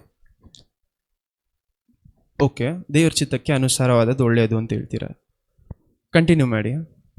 ಇದು ಆಮೇಲೆ ಕಂಟಿನ್ಯೂ ಮಾಡೋಣ. ನೀವೆಲ್ಲಂದ್ರೆ ಅದು ಜೆನಿಸಸ್ 1ನೇ ವಾಕ್ಯದಲ್ಲಿ ಇವಾಗ ಕಂಟಿನ್ಯೂ ಮಾಡಬೇಕಾದ್ರೆ ಅಲ್ಲಿ ಏನು ಹೇಳ್ತಾರೆ? ಮೊದಲು ಕೆಳಗಡೆ ನಾವೆಲ್ಲಿ ಏನು ಸತ್ತೋಗಿತ್ತು? ನಮ್ಮ ಆತ್ಮ ಸತ್ತೋಗಿತ್ತು. ಆತ್ಮದ ಮೇಲೆ ಏನಾಗಿದೆ? ಆತ್ಮ ಅನ್ನೋದು ನೆಲ. ನಮ್ಮ ಆತ್ಮ ಅನ್ನೋದು ನೆಲ. ನೆಲದ ಮೇಲೆ ನೀರಿದೆ, ಓಷನಲ್ಲಿ ಏನಾಗಿದೆ? ಮಾಂಸ, ಲೋಕ ಎರಡು ಸೇರಿದೆ. ಅದ್ರ ಮೇಲೆ ಯಾರು ಆಳ್ವಿಕೆ ಮಾಡ್ತಾ ಇದ್ದಾರೆ? ಪಿಶಾಚ್. ಇಂಥ ಜಾಗದಲ್ಲಿ ಅಲ್ಲಿ ಏನು ಮಾಡ್ತಾ ಇದ್ದಾರೆ? ಆತ್ಮ ನಡೆದಾಡ್ತಿತ್ತು. The spirit of God was walking around ಅಂತಿದೆ. ಅಲ್ಲಿ ನೋಡಿ, ನೀರಿನ ಮೇಲೆ ಜಲಿಸುತ್ತಿದ್ರು ಅಂತ. ಆದಿಸಾಗರದ ಮೇಲೆ ಕತ್ತಲೆತ್ತು ದೇವರ ಆತ್ಮವು ಜಲಸಮೂಹಗಳ ಮೇಲೆ ಚಲಿಸುತ್ತಿತ್ತು. ಆಮೇನ್. ಕಂಟಿನ್ಯೂ ಮಾಡಿ. ಇವಾಗ ಆಗ ದೇವರು ಬೆಳಕಾಗಲಿ ಅನ್ನಲು ಬೆಳಕಾಯಿತು. ದೇವರು ಆ ಬೆಳಕನ್ನು ಒಳ್ಳೆಯದೆಂದು ನೋಡಿದರು. ಆಮೇನ್. ಇಂಥ ಮನುಷ್ಯರು, ಸತ್ತೋಗಿರುವಂಥ ಮನುಷ್ಯರು, ನಾವೆಲ್ಲಿದ್ದೀವಿ? ಯಾವುದ್ರ ಕೆಳಗಡೆ ಇದ್ದೀವಿ? ಮೊದಲು ಮೇಲೆ ಏನಿದೆ? ಪಿಶಾಚಿ ಇದ್ದಾನೆ. ಪಿಶಾಚಿ ಕೆಳಗಡೆ ಏನು ಬರ್ತಾ ಇದೆ? ಲೋಕ, ಮಾಂಸ. ಲೋಕ ಮಾಂಸದ ಕೆಳಗಡೆ ಸತ್ತೋಗಿರುವಂಥ ಮನುಷ್ಯರು. ನಮ್ಮಲ್ಲಿ ಅದನ್ನೇ ರೋಮನ್ಸಲ್ಲಿ ಏನಂತ ಪೌಲ್ ಬರೀತಾರೆ? ನಮ್ಮಲ್ಲಿ ಯಾವುದೇ ಒಳ್ಳೇದಿಲ್ಲದೆ ಇರುವಾಗ ದೇವರು ನಮ್ಮನ್ನು ಕಂಡುಕೊಂಡ್ರು. ಆಮೀನ್. ದೇವರಿಗೆ ಅನುಸಾರವಾದ ನಮ್ಗೆ ಯಾವುದು ಇಲ್ಲ. ಯಾಕಂದ್ರೆ ಅಲ್ಲಿ ಏನು ಹೇಳ್ತಾ ಇದೆ? ಲೋಕಕ್ಕೆ ಅನುಸಾರವಾಗಿ ನೀವು ನಡೆದಿದ್ದ ಕಾರಣದಿಂದ ಪಿಶಾಚಿ ನಿಮ್ಗೇನಾದ? ತಲೆಯಾದ ಅಂತ. ಇಂಥ ಲೋಕದಲ್ಲಿ ನಾವು ಸರಿಯಾಗಿ, ನಮ್ಗೆ ಯಾರಿಗೂ ಅದನ್ನ ನೋಡಿ ಏನು ಬರ್ತಾ ಇರಲಿಲ್ಲ? ಅಸಹ್ಯ ಆಗ್ತಿರ್ಲಿಲ್ಲ. ಏನು ಮಾಡ್ತಿದ್ವಿ? ಅದ್ರ ಪ್ರಕಾರ ನಡೀತಾ ಇದ್ವಿ. ಅಂಥ ಮನುಷ್ಯರನ್ನು ಎಲ್ಲಿ ಹೋಗಿ ದೇವರು ಎಬ್ಬಿಸ್ತಾ ಇದ್ದಾರೆ? ಲೋಕದ ಕೆಳಗಡೆ ಇರುವಂಥ ಮನುಷ್ಯರು. ಆಮೇನ್. ಇಲ್ಲಿ ಮಣ್ಣು ಮಾಡ್ತಾರೆ ಸತ್ತೋಗಿರೋರ್ನ, ಮಣ್ಣಿನ ಕೆಳಗಡೆ.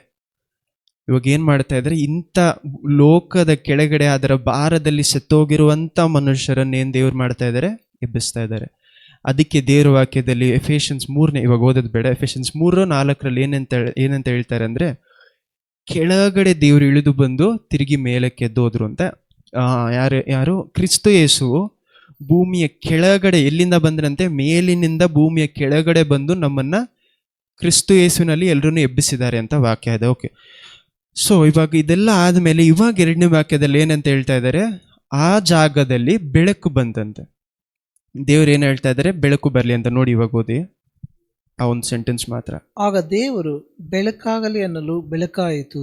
ಆಮೇಲೆ ಬೆಳಕಾಗಲಿ ಅನ್ನಾಗ ಬೆಳಕಾಯ್ತು ಅಂತ ಹೇಳ್ತಾರೆ. ಆದರೆ ನೀವು ಬೈಬಲ್ ಓದಬೇಕಾದ್ರೆ 4ನೇ ದಿವಸದವರೆಗೂ ದೇವರು ಸನ್ನನ್ನು ಸೃಷ್ಟಿ ಮಾಡಲ್ಲ, ಸೂರ್ಯನನ್ನು ಸೃಷ್ಟಿ ಮಾಡಲ್ಲ, ಸೂರ್ಯ ಅಥವಾ ಚಂದ್ರನ ಸೃಷ್ಟಿ ಮಾಡಲ್ಲ.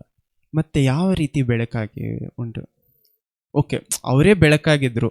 ನಾನು ಅಲ್ಲಿರೋದು ಮಾತಕ್ಕೆ ಹೇಳ್ತಾ ಇಲ್ಲ, ನಮಗೆ ಯಾವ ರೀತಿ ಬೆಳಕಾಗಿದ್ದಾರೆ ಅಂತ. 2 ವಾಕ್ಯಗಳು ಸುಮ್ಮನೆ ಹಂಗೆ ಮೈಂಡಲ್ಲಿ ಹಂಗೆ ಓದಿ. ಒಂದು ವಾಕ್ಯ ಏನು ಹೇಳ್ತಾ ಇದೆ? ನಮ್ಮ ದಾರಿಗೆ ದೀಪವು ನಮ್ಮ ಕಾಲಿಗೆ ದೀಪವು ದಾರಿಗೆ ಬೆಳಕಾಗಿದ್ದಾರೆ. ಯಾವುದು? ದೇವರ ವಾಕ್ಯ. ಇದನ್ನೇ ಜಾನ್ 1ನೇ ವಾಕ್ಯದಲ್ಲಿ ಏನು ಉಳಿದ್ವಿ? ಇವಾಗ ವಾಕ್ಯವು ದೇವರ ಬಳಿಯಲ್ಲಿತ್ತು, ವಾಕ್ಯವು ದೇವರಾಗಿತ್ತು. ಆಮೇಲೆ ತಿರುಗಿ ಇನ್ನೊಂದ್ಸತಿ ಓದಿ, ಆ ವಾಕ್ಯ ನಿಮ್ಮ ಜ್ಞಾಪಕ ಬರಲಿ. ಇವಾಗ ಏನು ಹೇಳ್ತಾ ಇದ್ದಾರೆ? ದೇವರ ವಾಕ್ಯವು ನನ್ನ ಕಾಲಿಗೆ ದೀಪವು, ದಾರಿಗೆ ಬೆಳಕು ಆಗಿದೆ. ಅದೇ ಯೋಹಾನಲ್ಲಿ ಇನ್ನೊಂದು ಕಡೆ ಏನು ಹೇಳ್ತಾ ಯೋಹಾನಲ್ಲಿ ಏನಂತ ಹೇಳ್ತಾ ಇದ್ದಾರೆ? ಆದಿಯಲ್ಲಿ ವಾಕ್ಯವಿತ್ತು, ವಾಕ್ಯವು ದೇವರ ಬಳಿಯಲ್ಲಿತ್ತು, ವಾಕ್ಯವು ದೇವರಾಗಿತ್ತು. ಆಮೇನ್, ಹಲ್ಲೆಲೂಯಾ. ಸೊ ಇವಾಗ ಏನು ಮಾಡ್ತಾ ಇದ್ದಾರೆ, ಆ ಬೆಳಕು ನಮ್ಮ ಜೀವನದಲ್ಲಿ ಬರ್ತಾ ಇದೆ. ಬೆಳಕು ಬಂದಿದ ತಕ್ಷಣ ಏನು ದೂರ ಹೋಗುತ್ತೆ? ಕತ್ತಲೆ. ಆದರೆ ಇವಾಗ ಎಕ್ಸಾಂಪಲ್ ಇಟ್ಕೊಳ್ಳಿ, ಒಂದು ರೂಮ್ ಇದೆ. ಯಾಕಂದರೆ ನಮ್ಮ ಆತ್ಮವನ್ನು ದೇವರು ಒಂದು ರೂಮ್ಗೆ ಹೋಲಿಸಿದ್ದಾರೆ. ಏನು ಹೇಳ್ತಾರೆ, ಒಂದು ರೂಮ್ನಲ್ಲಿ ಪಿಶಾಚ್ ಓಡಿಸಿದ ಮೇಲೆ ಪಿಶಾಚ್ ಏನು ಮಾಡ್ತಾನಂತೆ, ಊರೆಲ್ಲ ಸುತ್ಕೊಂಡು ಏನು ಮಾಡ್ತಾನಂತೆ, ಎಲ್ಲಿ ಯಾರಲ್ಲಿ ಹೋಗಿ ನುಗ್ಗೋಣ ನೋಡ್ತಾನೆ. ಎಲ್ಲೂ ಸಿಗದೆ ಇರುವಾಗ ಏನು ಮಾಡ್ತಾನಂತೆ, ತಿರುಗಿ ಅದೇ ಹಳೆ ಮನೆಗೆ ಹೋಗಿ ಏನಂತ ಹೇಳ್ತಾನಂತೆ, ಇಲ್ಲೆಲ್ಲ ಕ್ಲೀನ್ ಮಾಡಿಟ್ಟಿದ್ದಾರೆ, ನಾನೇನು ಮಾಡ್ತೀನಿ, ನನಗಿಂತ 7ರಷ್ಟು ಕೆಟ್ಟರಾಗಿರುವಂಥ ಆತ್ಮಗಳೇನು ಮಾಡ್ತೀನಿ, ಒಳಗಡೆ ಸೇರ್ತೀನಿ ಅಂತ. ಹಿಂಗಿರಬೇಕಾದ್ರೆ ನಮ್ಮ ಮನೆ ಯಾವ ರೀತಿ ಇದೆ? ಇವಾಗ ನಮ್ಮ ಆತ್ಮ ಒಂದು ಮನೆಯ ರೀತಿ ಇದೆ. ಒಂದು ಮನೆಯಲ್ಲಿ ಲೈಟ್ ಹಾಕಿದ್ರೆ ಏನಾಗುತ್ತೆ? ಬೆಳಕು ಬರುತ್ತೆ. ಲೈಟ್ ಆಫ್ ಮಾಡಿದ್ರೆ ಏನಾಗುತ್ತೆ? ಕತ್ತಲು ಬರುತ್ತೆ. ಅದೇ ರೀತಿಯಲ್ಲಿ ಇವಾಗ ಎಷ್ಟೋ ಜನ ಏನು ಮಾಡ್ತೀವಂದರೆ, ನಾವು ಪ್ರತಿಯೊಂದು ಸತಿನೂ ನಾವು ದೇವ್ರ ವಿರೋಧವಾಗಿ ನಡೆಯೋದಂದರೆ ಪಾಪ ಮಾಡುವಾಗ ಏನಾಗುತ್ತೆ, ಆ ಜಾಗದಲ್ಲಿ ಕತ್ತಲೆಗೆ ಇನ್ನೊಂದು ಏನು ಸಿಗುತ್ತೆ? ಆಪರ್ಚುನಿಟಿ ಸಿಗುತ್ತೆ. ಒಂದು ಜಾಗದಲ್ಲಿ ಒಂದು ದೇವರಿರಬೇಕು ಅಥವಾ ಏನಾಗಿರಬೇಕು? ಪಿಶಾಚಿ ಇರಬೇಕು. ಕತ್ತಲೆ ನಮ್ಮ ಜೀವನದಲ್ಲಿ ಬೆಳಕು ಬಂದ ಮೇಲೂ ಸಹ, ನೀವು ಬೆಳಕು ಬಂದಿದ್ದಂದರೆ ನೀವು ಯೇಸು ಕ್ರಿಸ್ತವನ್ನು ಕಂಡುಕೊಳ್ತೀವಲ್ಲ, ಯಾರು ದೇವರು ಅಂತ ತಿಳ್ಕೊಂಡು ಒಪ್ಕೊಳ್ತೀವಲ್ಲ, ಅವಾಗ ಏನು ಮಾಡ್ತಾ ಇದ್ದೀವಿ? ಬೆಳಕು ನಮ್ಮ ಜೀವನದಲ್ಲಿ ಬರ್ತಾ ಇದೆ. ದೇವರು ನಮ್ಮನ್ನು ಸಾವಿನಿಂದ ಎಬ್ಬಿಸ್ತಾ ಇದ್ದಾರೆ. ಬೆಳಕು ನಮ್ಮ ಜೀವನದಲ್ಲಿ ಬರ್ತಾ ಇದೆ. ಬೆಳಕು ಬಂದಿದ ತಕ್ಷಣ ದೇವ್ರು ಏನು ಹೇಳ್ತಾ ಇದ್ದಾರೆ ನೋಡಿ, ಅದನ್ನು ನೋಡಿ ಚೆನ್ನಾಗಿದೆ ಅಂತ ಹೇಳ್ತಾರೆ. ಆ ವಾಕ್ಯ ನೋಡಿ. ಆಗ ಆ ಬೆಳಕನ್ನು ಒಳ್ಳೆಯದೆಂದು ನೋಡಿದರು. ಆ ಬೆಳಕನ್ನು ಒಳ್ಳೆಯದೆಂದು ನೋಡಿದ್ರು ಅಂತ ಹೇಳ್ತಾರೆ. ದೇವರು ಒಂದು ವಿಷಯವನ್ನು ನೋಡಿ ಒಳ್ಳೆಯದು ಅಂತ ಹೇಳ್ತಾ ಇದ್ದಾರೆ. ಏನು? ನಾವು ಯೇಸು ಕ್ರಿಸ್ತವನ್ನು ತಿಳಿದುಕೊಂಡು ಒಪ್ಪಿಕೊಳ್ಳೋದನ್ನ ದೇವರು ಏನು ಹೇಳ್ತಾ ಇದ್ದಾರೆ? ಒಳ್ಳೆಯದು ಅಂತ ಹೇಳ್ತಾ ಇದ್ದಾರೆ. ಸೊ ಈ ಬೆಳಕು ನಮ್ಮ ಜೀವನದಲ್ಲಿ ಬಂತು. ಯಾರ ಬೆಳಕು? ಯೇಸು ಕ್ರಿಸ್ತು. ಯೇಸು ಕ್ರಿಸ್ತು ಬೆಳಕಾಗಿ ನಮ್ಮ ಜೀವನದಲ್ಲಿ ಬರ್ತಾ ಇದ್ದಾರೆ. ಕತ್ತಲು ಹೋಗ್ಬಿಡತ್ತೆ. ಆದರೆ ಯಾಕೆ ತಿರುಗಿ ಕತ್ತಲೆಗೆ ಜಾಗ ಕೊಡ್ತೀವಿ? ಇದೇನಕ್ಕೋಸ್ಕರ ಒಂದೊಂದು ದಿನ ಮುಖ್ಯ ಅಂದರೆ, ನಮ್ಮ ಜೀವನದಲ್ಲಿ ದೇವರು ನಾವು ಯೇಸು ಕ್ರಿಸ್ತುವನ್ನು ತಿಳಿದುಕೊಳ್ಳೋದಕ್ಕೆ ಮೊದಲಾಗಿನಿಂದ ತಿಳಿದುಕೊಂಡು ಕೊನೆಯವರೆಗೂ 7 ದಿವಸಗಳೇ ನಡೆಯೋದು. ನಮ್ಮ ಜೀವನದಲ್ಲಿ ಈ 7 ದಿವಸಗಳೇ ನಡೆಯುತ್ತೆ. ಯಾಕಂದರೆ ಇದೇ ರೋಮನ್ಸಲ್ಲಿ ಇನ್ನೊಂದು ಕಡೆ ಏನಂತ ಹೇಳ್ತಾರೆ ಅಂದರೆ, ಯಾವಾಗ ನೋಡಿದ್ರು ರೋಮನ್ಸ್ ಅಂತ ಹೇಳ್ತಾರೆ. ಓಕೆ, ಇದೇ ರೋಮನ್ಸಲ್ಲಿ ಏನಂತ ಹೇಳ್ತಾರೆ ಅಂದರೆ, ದೇವರು ತನ್ನ ಕ್ಯಾರೆಕ್ಟರ್, ತನ್ನ ಗುಣವನ್ನು, ತನ್ನ ಗುಣವನ್ನು ಯಾವುದ್ರಲ್ಲಿ ತೋರಿಸಿದ್ದಾರಂತೆ? ಸೃಷ್ಟಿಯಲ್ಲಿ ತೋರಿಸಿದ್ದಾರೆ ಅಂತ ಹೇಳ್ತಾರೆ. ದೇವರು ತನ್ನ ಗುಣಾದಿಶಯವನ್ನು, ತನ್ನ ಕ್ಯಾರೆಕ್ಟರನ್ನು ಯಾವುದಲ್ಲಿ ತೋರಿಸಿದ್ದಾರೆ ಅಂತೆ? ಸೃಷ್ಟಿಯಲ್ಲಿ. ನಾವು ಸುತ್ತಲೂ ನೋಡಬೇಕಾದ್ರೆ ಏನು ನೋಡಬೇಕು? ದೇವರ ಗುಣಾದಿಶಯವನ್ನು ನೋಡ್ತಾ ಇದ್ದೀವಿ. ಆಮೇನ್. ದೇವರು ತನ್ನನ್ನು ಯಾವುದಲ್ಲಿ ತೋರಿಸ್ಕೊಂಡಿದ್ದಾರೆ ಅಂತೆ? ಸೃಷ್ಟಿಯಲ್ಲಿ ತೋರಿಸ್ಕೊಂಡಿದ್ದಾರೆ. ಆದರೆ ಅದೇ ವಾಕ್ಯದಲ್ಲಿ ಏನು ಹೇಳ್ತಾರೆ? ದೇವರನ್ನು ಆರಾಧನೆ ಮಾಡೋದು ಬಿಟ್ಟು ದೇವರ ಸೃಷ್ಟಿಗಳನ್ನು ಆರಾಧನೆ ಮಾಡ್ತಾರೆ, ಅಷ್ಟು ದಡ್ಡರಾಗಿದ್ದಾರೆ ಅಂತ ಮಾತಾಡ್ತಾರೆ. ಓಕೆ, ಸೊ ಈ ಲೈಟ್ ನಮ್ಮಲ್ಲಿ ಬೆಳಕು ಬರ್ತಾ ಇದೆ. ಆದರೆ ಏನು ಮಾಡ್ತಾ ಇಲ್ಲ, ಇನ್ನು ಕತ್ತಲೆ ಏನು ಮಾಡಲ್ಲ, ಸುಮ್ಮನೆ ಬಿಡಲ್ಲ. ಬೆಳಕು ನಮ್ಮಲ್ಲಿ ಇರಬೇಕಂದ್ರೆ ಬೇರೆ ಏನಾಗಬೇಕು? ನಮ್ಮಿಂದ ಬೆಳಕು ನಿರಂತರವಾಗಿ ಒಂದು ಜಾಗದಲ್ಲಿ ಇರಬೇಕಂದ್ರೆ ಏನಾಗಿರಬೇಕು? ಬೆಳಕು ಒಂದು ಜಾಗದಲ್ಲಿ ನಿರಂತರವಾಗಿರೋ ಏನಾಗಬೇಕು? ಕತ್ತಲೆ ದೂರವಾಗಿರಬೇಕು. ಕತ್ತಲೆ ದೂರವಾಗಿರೋದಕ್ಕೆ ನಾವೇನು ಮಾಡಬೇಕು? ಪಾಪದಲ್ಲಿ ಬೀಳದಂತೆ ಸರಿಯಾದ ರೀತಿಯಲ್ಲಿ ನಡಿಬೇಕು. ಆಮೇನ್. ಪಿಶಾಚಿಗೆ ಇಷ್ಟವಾದಂಥ 2 ವಿಷಯಗಳೇನು? ಮಾಂಸ ಮತ್ತು ಲೋಕ. ಅವನು ಯೂಸ್ ಮಾಡೋದೇನು ನಮ್ಗೆ ವಿರೋಧವಾಗಿ? ಮಾಂಸವನ್ನು, ಲೋಕ. ನೀರು ಯೂಸ್ ಮಾಡ್ತಾ ಇದ್ದಾನೆ. ನೀರು ಏನಕ್ಕೆ ಹೋಲಿಸಿದ್ವಿ? ಮಾಂಸಕ್ಕೂ ಲೋಕಕ್ಕೂ ಹೋಲಿಸಿದ್ವಿ. ನೀರು, ಕಡಲಿನ ನೀರು. ಓಕೆ, ಯಾಕಂದರೆ ದೇವರ ಆತ್ಮ ಫ್ರೆಶ್ ವಾಟರ್ ಥರ. ಫ್ರೆಶ್ ವಾಟರ್ ಅಂದರೆ ಉಪ್ಪಿನ ನೀರು ಥರ ಇರುವುದಿಲ್ಲ. ಯಾವ ರೀತಿ ಇರುತ್ತೆ? ಕುಡಿಯೋದಕ್ಕೆ ಸಿಹಿಯಾದ ನೀರಾಗಿರುತ್ತೆ. ಅದೇ ಬಂದ್ಬಿಟ್ಟು ಲೋಕದಲ್ಲಿರುವಂಥ ಪಿಶಾಚಿ ಯಾವ ರೀತಿ ಇರ್ತಾನೆ? ಲೋಕವು, ಮಾಂಸವು ಕಡಲಿನ ನೀರು, ಉಪ್ಪಿನ ನೀರು ಥರ ಇರುತ್ತೆ. ಓಕೆ, ಸೊ ಇದಾದ ಮೇಲೆ ಏನು ಮಾಡ್ತಾ ಇದ್ದಾರೆ ನೋಡಿ, ಕಂಟಿನ್ಯೂ ಮಾಡಿ ಆ ವಾಕ್ಯವನ್ನು. ದೇವರು ಬೆಳಕನ್ನು ಕತ್ತಲೆಯನ್ನು ಬೇರೆ ಬೇರೆ ಮಾಡಿ ಬೆಳಕಿಗೆ ಹಗಲೆಂದು ಕತ್ತಲೆಗೆ ಇರುಳೆಂದು ಹೆಸರಿಟ್ಟರು. ಹೀಗೆ ಸಾಯಂಕಾಲವು ಪ್ರಾಂತ್ಯಕಾಲವೂ ಆಗಿ ಮೊದಲನೇ ದಿನವಾಯಿತು. ಆಮೇನ್. ನಮ್ಮ ಜೀವನದ ಮೊದಲನೇ ದಿನ ಏನು? ದೇವರು ಕತ್ತಲೆಯನ್ನು, ಬೆಳಕನ್ನು ಏನು ಮಾಡ್ತಾ ಇದ್ದಾರೆ? ಸಪರೇಟ್ ಮಾಡ್ತಾ ಇದ್ದಾರೆ. ದೇವರು ನಿಮ್ಗೆ ಯೋಚನೆ ಮಾಡಿ, ನಿಮ್ಮನ್ನು ಪಿಶಾಚಿಂದ ಯಾವಾಗ ಬಿಡುಗಡೆ ಕೊಡ್ತಾರೆ? ದೇವರ ಹತ್ರ ಬಂದಿದ್ದ ತಕ್ಷಣ ಬಿಡುಗಡೆ ಕೊಡ್ತಾರೆ. ಪಿಶಾಚಿಯ ಕೈಗಳಿಂದ ನಮ್ಮ ಆತ್ಮವನ್ನು ಅಥವಾ ನಮ್ಮ ದೇವವನ್ನು ಯಾವಾಗ ಪಿಶಾಚಿ ಬಿಟ್ಟು ಹೋಗ್ತಾನೆ? ಯೇಸುವೇ ದೇವರು ಅಂತ ಹೇಳಿ ಒಪ್ಕೊಂಡಿದ್ದ ತಕ್ಷಣನೇ ಪಿಶಾಚಿ ಏನು ಮಾಡ್ತಾನೆ? ತನ್ನನ್ನು ತಾಳದೆ ಹೋಗ್ಬಿಡ್ತಾನೆ. ಅಥವಾ ಯಾವಾಗ ಪಿಶಾಚಿಯಿಂದ ದೇವ್ರು ದೂರ ಮಾಡ್ತಾರೆ? ಒಂದನೇ ದಿವಸ ನಾವು ಯಾವಾಗ ಯೇಸು ಕ್ರಿಸ್ತುವನ್ನು ತಿಳಿದುಕೊಳ್ತೀವೋ ಅವಾಗೆ ನಮ್ಮ ಜೀವನದ ಮೊದಲನೇ ದಿವಸ ಆರಂಭವಾಗ್ತಾ ಇದೆ. ಆಮೇನ್. ಆ ಒಂದನೇ ದಿವಸದಲ್ಲಿ ದೇವ್ರು ಏನು ಹೇಳ್ತಾ ಇದ್ದಾರೆ? ಬೆಳಕಿನ ನೋಡಿದ ತಕ್ಷಣ ದೇವ್ರು ಏನು ಹೇಳ್ತಾ ಇದ್ದಾರೆ? ಅದನ್ನ ನೋಡಿ ಸಂತೋಷ ಪಡ್ತಾ ಇದ್ದಾರೆ, ಇದು ಚೆನ್ನಾಗಿದೆ ಅಂತ ಹೇಳ್ತಾ ಇದ್ದಾರೆ. ಒಬ್ಬನು ಲೋಕವನ್ನೆಲ್ಲ ಏನ್ ಮಾಡಿದ್ರು? ಸಂಪಾದನೆ ಮಾಡಿದ್ರು. ಒಂದು ಆತ್ಮ ನಷ್ಟವಾಗೋದ್ರೆ ಏನ್ ಮಾಡೋಕ್ಕಾಗಲ್ಲ, ಅವನ ಆತ್ಮ ನಷ್ಟವಾಗೋದ್ರೆ ಏನು ಲಾಭ ಅಂತಾರೆ. ಆದ್ರೆ ಅದೇ ಬೈಬಲ್ ಇನ್ನೊಂದು ವಾಕ್ಯ ಏನ್ ಹೇಳುತ್ತಂದ್ರೆ, ಒಬ್ಬ ಏನ್ ಮಾಡೋನು, ಒಬ್ಬ ಶೆಪರ್ಡ್ ಒಬ್ಬ ಕುರುಬ ಒಂದು ಕುರಿಮರಿ ಕಳೆದೋಗ್ಬಿಟ್ರೆ ಏನ್ ಮಾಡ್ತಾನೆ ಅಂತೆ? 99 ಕುರಿಗಳನ್ನು ಒಂದ್ ಕಡೆ ಇಟ್ಬಿಟ್ಟು ಒಂದೇ ಒಂದು ಕುರಿಮರಿಗೋಸ್ಕರ ಹುಡ್ಕೊಂಡು ಹೋಗ್ತಾನಂತೆ. ಆ ಒಂದೇ ಒಂದು ಕುರಿಮರಿ ಹಿಂತಿರುಗಿ ಬಂದಾಗ ಏನಾಗತ್ತಂತೆ? ಅಲ್ಲಿ ಸಂತೋಷ ಆಗತ್ತೆ ಅಂತ ಹೇಳಿದ್ರೆ, ಪರಲೋಕದಲ್ಲಿ ಏನಾಗತ್ತಂತೆ? ಒಂದು ಆತ್ಮ ರಕ್ಷಣೆ ಹೊಂದ್ಕೊಳ್ರೆ ಪರಲೋಕದಲ್ಲಿ ಬಹಳ ಸಂತೋಷ ಪಡ್ತಾರಂತೆ. ಸೊ ದೇವರು ಮೊದಲನೇ ದಿವಸ ಬೆಳಕು ನಮ್ಮ ಜೀವನದಲ್ಲಿ ಬಂದಿದ ತಕ್ಷಣ ಏನ್ ಹೇಳ್ತಾ ಇದ್ದಾನೆ ನೋಡಿ? ಇದು ಚೆನ್ನಾಗಿದೆ ಅಂತ ಹೇಳ್ತಾರೆ. ಆಮೇನ್. ಆದ್ರೆ ಡೇ 1 ಇಲ್ಲ, ಇನ್ನು ಎಷ್ಟು ದಿವಸ ಇದೆ? ಇನ್ನು ಹೋಗೋಕೆ 6 ದಿವಸ ಇದೆ. ಅದಕ್ಕೆ ದೇವ್ರ ವಾಕ್ಯದಲ್ಲಿ ಏನ್ ಹೇಳ್ತಾರೆ? ದೇವರು ಒಂದು ದಿವಸವನ್ನು 1000 ವರ್ಷಗಳಾಗಿ ನೋಡ್ತಾರೆ ಅಂತ. ಯಾಕಂದ್ರೆ ನಾವು ದೇವರನ್ನು ತಿಳಿದುಕೊಂಡು ಪಿಶಾಚಿ ಕೈ ಕೆಳಗಡೆಯಿಂದ ಆಚೆ ಬರೋದಕ್ಕೆ ಏನಾಗತ್ತೆ? ಸಮಯ ತಗೊಳುತ್ತೆ. ಪಿಶಾಚಿಂದ ಒಂದ್ಸಡಿ ಬಿಡಿಸ್ಬೋದು, ಆದ್ರೆ ಏನಾಗಿರತ್ತೆ ಅಂದ್ರೆ, ಪಿಶಾಚಿಂದ ಬಿಡಿಸಿದ ಮೇಲೇನು ಕತ್ತಲೆಗೆ ಆಪರ್ಚುನಿಟಿ ಯಾವಾಗ ಬರುತ್ತೆ ಅಂದ್ರೆ ನಾವು ಪಾಪ ಮಾಡುವಾಗ. ಇಷ್ಟೇ ಸತಿ ಬಿಡುಗಡೆ ಪಡ್ಕೊಂಡಿದ್ರು ತಿರುಗಿ ಎಷ್ಟೋ ಜನರಿಗೆ ಬಿಡುಗಡೆ ಬೇಕಾಗತ್ತೆ. ಕ್ರಿಸ್ತುವನಲ್ಲಿ ಇರ್ತಾರೆ, ಕ್ರಿಸ್ತು ಯೇಸುವಿನಲ್ಲಿ ಬಾಳ್ತಾ ಇರ್ತಾರೆ, ಆದ್ರೆ ಪಿಶಾಚಿಯ ಒಂದು ಏನಿರುತ್ತೆ ಅದ ಕೈ ಕೆಳಗಡೆ ಇರ್ತಾರೆ. ಅವನನ್ನು ಬಿಟ್ಟು ಸಂಪೂರ್ಣವಾಗಿ ದೂರ ಬಂದಿರಲ್ಲ. ಅದಕ್ಕೆ ಕಾರಣ ಏನು? ಪಾಪಗಳು. ನಮ್ಮ ಪಾಪಗಳು ಅವನಿಗೆ ದಾರಿ ತೋರಿಸ್ತಾ ಇದೆ. ನಮ್ಮ ಪಾಪ ಮಾಡುವಾಗೆಲ್ಲ ಏನ್ ಮಾಡ್ತಾ ಇದೀವಿ? ಒಂದು ಡೋರ್ ಓಪನ್ ಮಾಡಿ ಇಡ್ತಾ ಇದೀವಿ, ಯಾರು ಬೇಕಾದ್ರೂ ಬರ್ಬೋದು ಅಂತ. ಅದಕ್ಕೋಸ್ಕರನೇ ಡೇ 2 2ನೇ ದಿನವನ್ನು ದೇವರು ಏನ್ ಮಾಡ್ತಾ ಇದ್ದಾರೆ? ಸೃಷ್ಟಿ ಮಾಡ್ತಾರೆ. 2ನೇ ದಿವಸದಲ್ಲಿ ಏನಾಯ್ತು ನೋಡಿ? ಬಳಿಕ ದೇವರು ಜಲಸಮೂಹಗಳ ನಡುವೆ ವಿಸ್ತಾರವಾದ ಗುಮ್ಮಟವು ಉಂಟಾಗಲಿ, ಅದು ಕೆಳಗಣ ನೀರುಗಳನ್ನು ಮೇಲಣ ನೀರುಗಳನ್ನು ಬೇರೆ ಬೇರೆ ಮಾಡಲಿ ಅಂದರು. ಆಮೇನ್. ಇವಾಗ 2ನೇ ದಿವಸದಲ್ಲಿ ಏನ್ ಮಾಡ್ತಾ ಇದ್ದಾರೆ? ದೇವರು ನೀರನ್ನ ಸಪರೇಟ್ ಮಾಡ್ತಾ ಇದ್ದಾರೆ. ಮಾಂಸವನ್ನು ಲೋಕವನ್ನು ಏನ್ ಮಾಡ್ತಾ ಇದ್ದಾರೆ? ಸಪರೇಟ್ ಮಾಡ್ತಾ ಇದ್ದಾರೆ. ಏನಕ್ಕೋಸ್ಕರ ಮಾಂಸವನ್ನು ಲೋಕವನ್ನು ಸಪರೇಟ್ ಮಾಡ್ಬೇಕು ದೇವರು? ಯಾಕಂದ್ರೆ ನೋಡಿ, ಪಿಶಾಚಿಂದ ನಮ್ಮನ್ನು ಸಪರೇಟ್ ಮಾಡಿದ್ರು. ಈ ಮಾಂಸ ಲೋಕದಿಂದ ನಮ್ಮನ್ನು ಯಾಕೆ ದೇವರು ಬೇರ್ಪಡಿಸ್ಬೇಕು? ಅಷ್ಟು ಮುಖ್ಯವಾದ ವಿಷಯ ಮಾಂಸವನ್ನು ಲೋಕವನ್ನು ಬೇರ್ಪಡಿಸೋದು. ಯಾಕಂದ್ರೆ ಮಾಂಸ ಕೆಟ್ಟದಾಗಿದ್ರು, ಮಾಂಸ ಯಾವ ರೀತಿ ಕೆಟ್ಟದಾಯ್ತು? ನಾವು ದೇವರಿಗೆ ಕೀಳ್ಪಡೆಯದೇ ಕಾರಣದಿಂದ.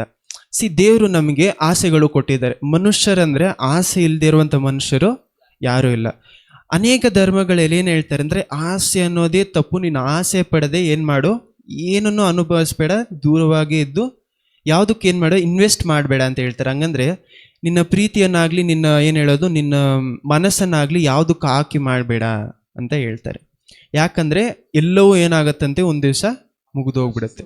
ಬೈಬಲಲ್ಲಿ ಮಾತ್ರ ಅಲ್ಲ, ಬೇರೆ ಜಾಗಗಳಿದೆ. ಆದ್ರೆ ಬೈಬಲಲ್ಲಿ ಏನ್ ಹೇಳ್ತಾರೆ ಅಂದ್ರೆ, ದೇವರಿಗೆ ವಿರೋಧವಾದ ಆಸೆಗಳು ಯಾವ ರೀತಿ ಇದೆ ಅಂದ್ರೆ, ಇವಾಗ ನಾವು ತಿಂತಾ ಇದೀವಿ, ಒಂದು ಊಟ ಮಾಡ್ತಾ ಇದೀವಿ. ನನ್ನ ತಟ್ಟೆಯಲ್ಲಿರೋದು ನಾನು ತಿನ್ನೋದ್ರೆ ಏನದು ಒಳ್ಳೆ ವಿಷಯ. ಹೋಟ್ಲಲ್ಲಿ ಕೂತ್ಕೊಂಡು ಅದು ಚೆನ್ನಾಗಿದೆ ಅಂತ ಬೇರೆಯವ್ರ ತಟ್ಟೆಯಿಂದ ತಿಂದ್ರೆ ಏನಾಗತ್ತೆ? ತಪ್ಪು, ಪಾಪ. ಏನ್ ಮಾಡ್ತಾರೆ ನಮ್ಗೆ? ಹೋಟ್ಲವ್ರು ಏನ್ ಮಾಡ್ತಾರೆ? ಆಚೆ ಹೊಡೆದಾಕ್ತಾರೆ. ಕಾರಣ ಏನು? ನಾನು ಏನ್ ಮಾಡಿದೆ? ನನ್ನದಿಲ್ಲದೆ ಇರೋದನ್ನ ಕಿತ್ತು ತಿಂತಾ ಇದ್ದೀನಿ.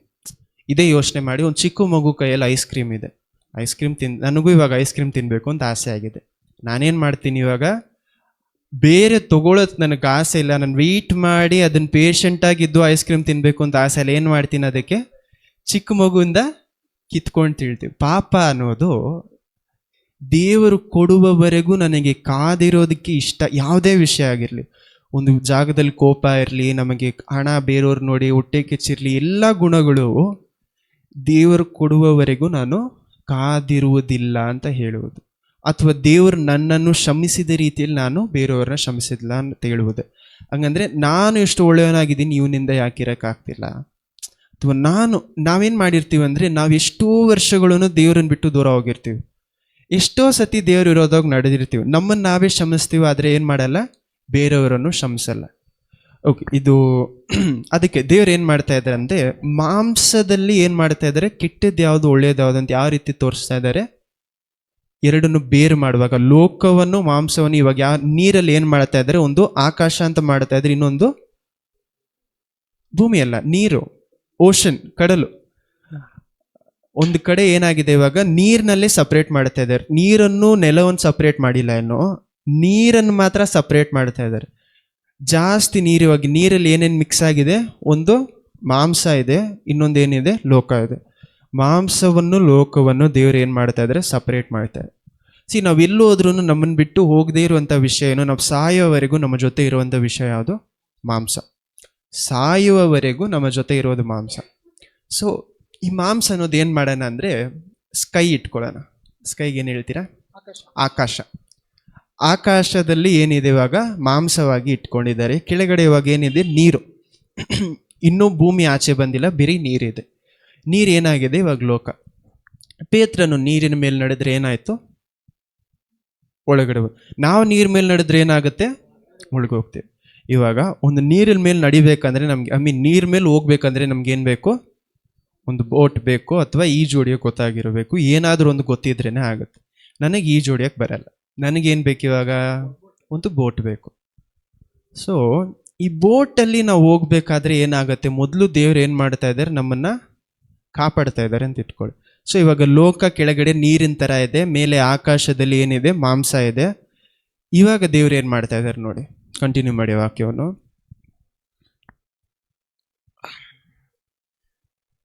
ದೇವರು ವಿಸ್ತಾರವಾದ ಗುಮ್ಮಟವನ್ನು ಮಾಡಿ ಅದರ ಕೆಳಗಿದ್ದ ನೀರುಗಳನ್ನು ಅದರ ಮೇಲಿದ್ದ ನೀರುಗಳನ್ನು ವಿಂಗಡಿಸಿದರು. ಹಾಗೆಯೇ ಆಯಿತು. ದೇವರು ಆ ಗುಮ್ಮಟಕ್ಕೆ ಆಕಾಶವೆಂದು ಹೆಸರಿಟ್ಟರು. ಹೀಗೆ ಸಾಯಂಕಾಲವೂ ಪ್ರಾಂತ್ಯಕಾಲವೂ ಎರಡನೇ ದಿನವಾಯಿತು. ಆಮೇಲೆ ಇವಾಗ ಏನಾಯ್ತು, ಸಾಯಂಕಾಲ ಆಯ್ತು.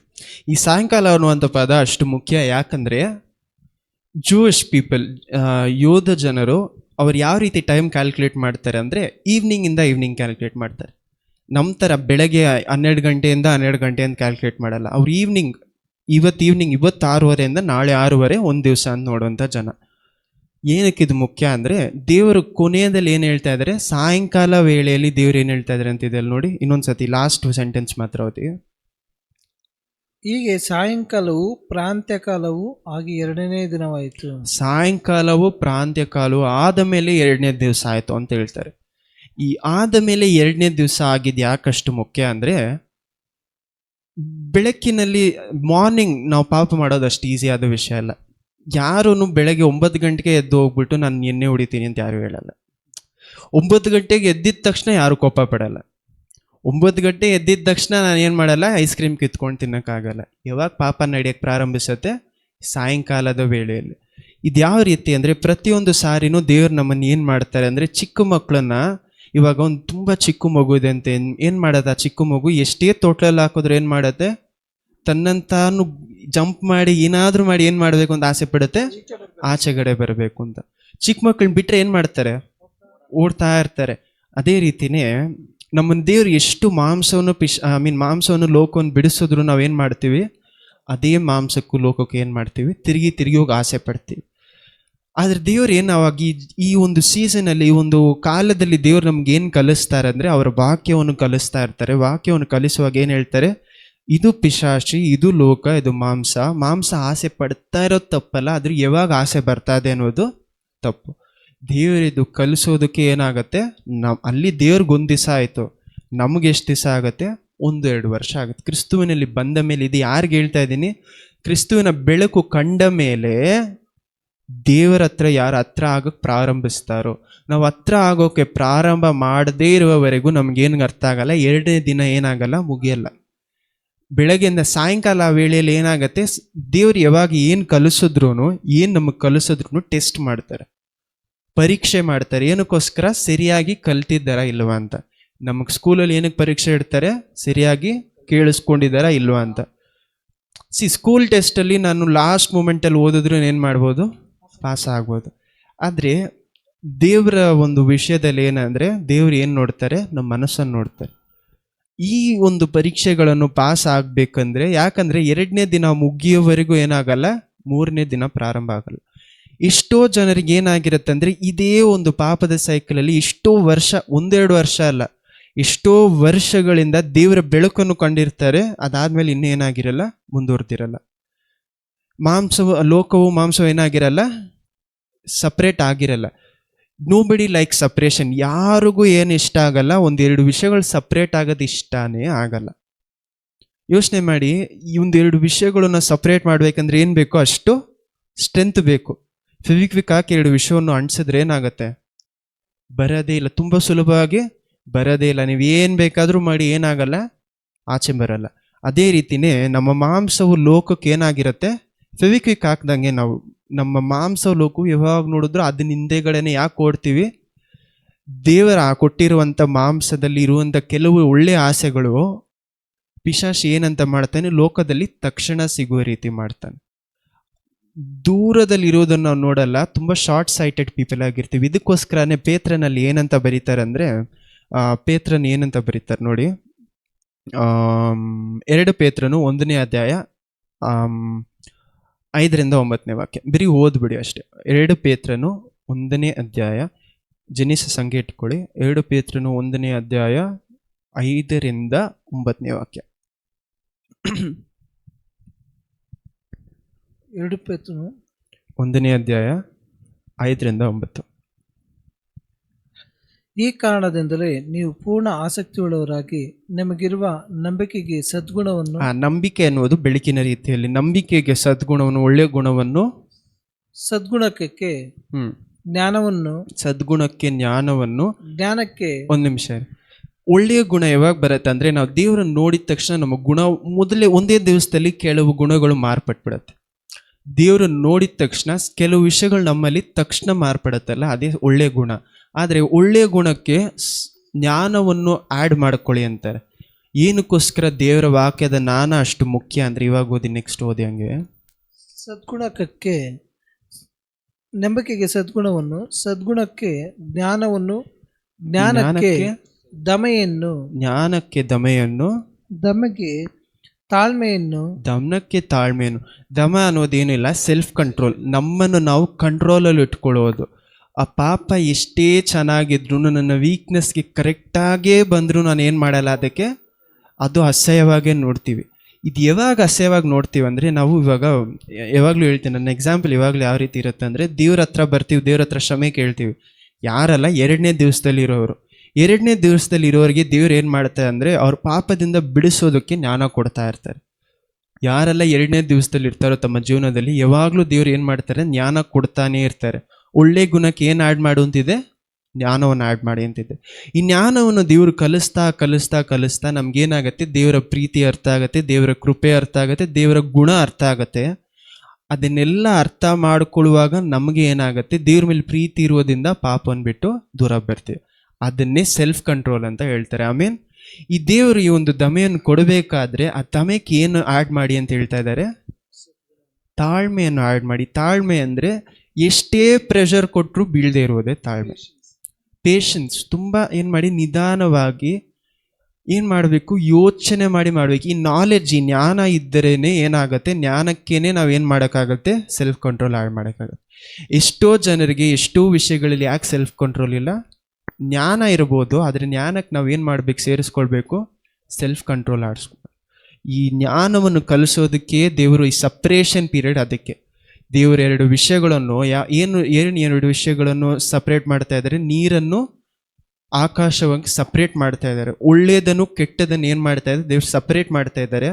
ಆದರೆ ನಮಗೇನು ಆಸೆ, ಇದ್ದಿದ್ದ ವಿಷಯಕ್ಕೆ ಹೋಗ್ಬೇಕು. ಆ ವಿಷಯಕ್ಕೆ ಹೋಗಬಾರದು ಅಂತ ದೇವರು ನಮ್ಗೇನು ಮಾಡ್ತಾ ಇದ್ದಾರೆ, ಜ್ಞಾನವನ್ನು ಕೊಡ್ತಾ ಇದ್ದಾರೆ. ಆಮೇಲೆ ಈ ಜ್ಞಾನಕ್ಕೆ ದಮೆಯನ್ನು, ದಮೆಗೆ ತಾಳ್ಮೆಯನ್ನು ಆ್ಯಡ್ ಮಾಡ್ಕೊಳ್ಳಿ ಅಂತಿದೆ. ಇದು ಇವಾಗ ಸದ್ಯಕ್ಕೆ ನೆಕ್ಸ್ಟ್ ಅದು ಸ್ಕಿಪ್ ಮಾಡಿ ಯಾವ ವಾಕ್ಯಕ್ಕೆ ಹೋಗೋಣ ಅಂದರೆ, ಅಲ್ಲಿಂದ 8ನೇ ವಾಕ್ಯಕ್ಕೆ ಹೋಗಿ, 8 ಅಥವಾ 9, 8 ಮತ್ತು 9. ಪ್ರೀತಿಯನ್ನು ಕೂಡಿಸಿರಿ, ನೀವು ನಿಮ್ಮಲ್ಲಿದ್ದು ಹೆಚ್ಚುತ್ತಾ ಬಂದರೆ ನಮ್ಮ ಕರ್ತನಾದ ಯೇಸು ಕ್ರಿಸ್ತನ ಸಂಬಂಧವಾದ ಪರಿಜ್ಞಾನವನ್ನು ಹೊಂದುವ ವಿಷಯದಲ್ಲಿ ನಿಮ್ಮನ್ನು ಅಲಸೆಗಾರರು, ನಿಷ್ಫಲರು ಆಗದಂತೆ ಮಾಡುತ್ತದೆ. ಆ ಜ್ಞಾನ ಯೂಸ್ಲೆಸ್ ಆಗಿ ನೀವು ಪ್ರತಿ ವಾರ ನಾವು ಏನು ಮಾಡ್ತೀವಿ, ದೇವರ ಸಮೂಹಕ್ಕೆ ಬಂದು ಏನು ಮಾಡ್ತೀವಿ, ದೇವ್ರ ವಾಕ್ಯವನ್ನು ಕಲಿತಾ ಇದ್ದೀವಿ. ದೇವ್ರ ವಾಕ್ಯವನ್ನು ಕಲಿತು ಅದು ನಮ್ಮ ಜೀವನದಲ್ಲಿ ಫಲ ಕೊಡದೇ ಇರುವುದಕ್ಕೆ ಕಾರಣ ಏನು? ನಾವು ಈ ಗುಣಗಳನ್ನು ನಮ್ಮಲ್ಲಿ ಏನು ಮಾಡ್ತಾ ಇಲ್ಲ, ಆಸೆ ಪಡ್ತಾ ಇಲ್ಲ. ಅದಕ್ಕೆಲ್ಲ ಮೊದಲನೇ ಕಾರಣ ಏನಂದರೆ ಜ್ಞಾನ. ಜ್ಞಾನ ಇಲ್ಲದೆ ಹೋದರೆ ದೇವರ ಜ್ಞಾನ, ಮನುಷ್ಯರ ಜ್ಞಾನದ ಬಗ್ಗೆ ಮಾತಾಡ್ತಾ ಇಲ್ಲ, ದೇವರ ಜ್ಞಾನ ಇಲ್ಲದೆ ಹೋದರೆ ಪಾಪದಿಂದ ಆಚೆಗಡೆ ಬರಬೇಕು ಅಂತ ನಮ್ಗೇನು ಬರಲ್ಲ, ಆಸೆ ಬರಲ್ಲ. ಎಷ್ಟೋ ಜನರಿಗೆ ಪಾಪದ ಬಗ್ಗೆ ಕೇಳುವಾಗಲೇ ಇಷ್ಟ ಆಗದೇ ಇರೋದಕ್ಕೆ ಕಾರಣ ಏನು? ಜ್ಞಾನ ಇಲ್ಲದೆ ಇರೋ ಕಾರಣ. ಯಾಕಂದರೆ ನಮಗೂ ದೇವರಿಗೂ ನಮ್ಮನ್ನು ದೇವರನ್ನು ದೂರ ಮಾಡಿಸುವಂಥ ವಿಷಯ ಯಾವುದು? ಪಾಪ. ಪಾಪ ದೇವರಿಗೆ ವಿರೋಧವಾಗಿ ಮಾತ್ರ ಅಲ್ಲ, ನಮಗೆ ವಿರೋಧವಾಗಿಯೂ ನಮಗೆ ಜೊತೆಯಲ್ಲಿರೋ ವಿರೋಧವಾಗಿಯೂ ಮಾಡುವಂಥ ತಪ್ಪು. ಆಮೇನ್. ಸೊ ಇವಾಗ ಏನು ಹೇಳ್ತಾ ಇದ್ದಾರೆ, ಇವಾಗ ನೋಡಿ ಏನಕ್ಕೋಸ್ಕರ ಇದೆಲ್ಲ ಮುಖ್ಯ ಅಂತ ಹೇಳ್ತಾರೆ. 9ನೇ ವಾಕ್ಯ,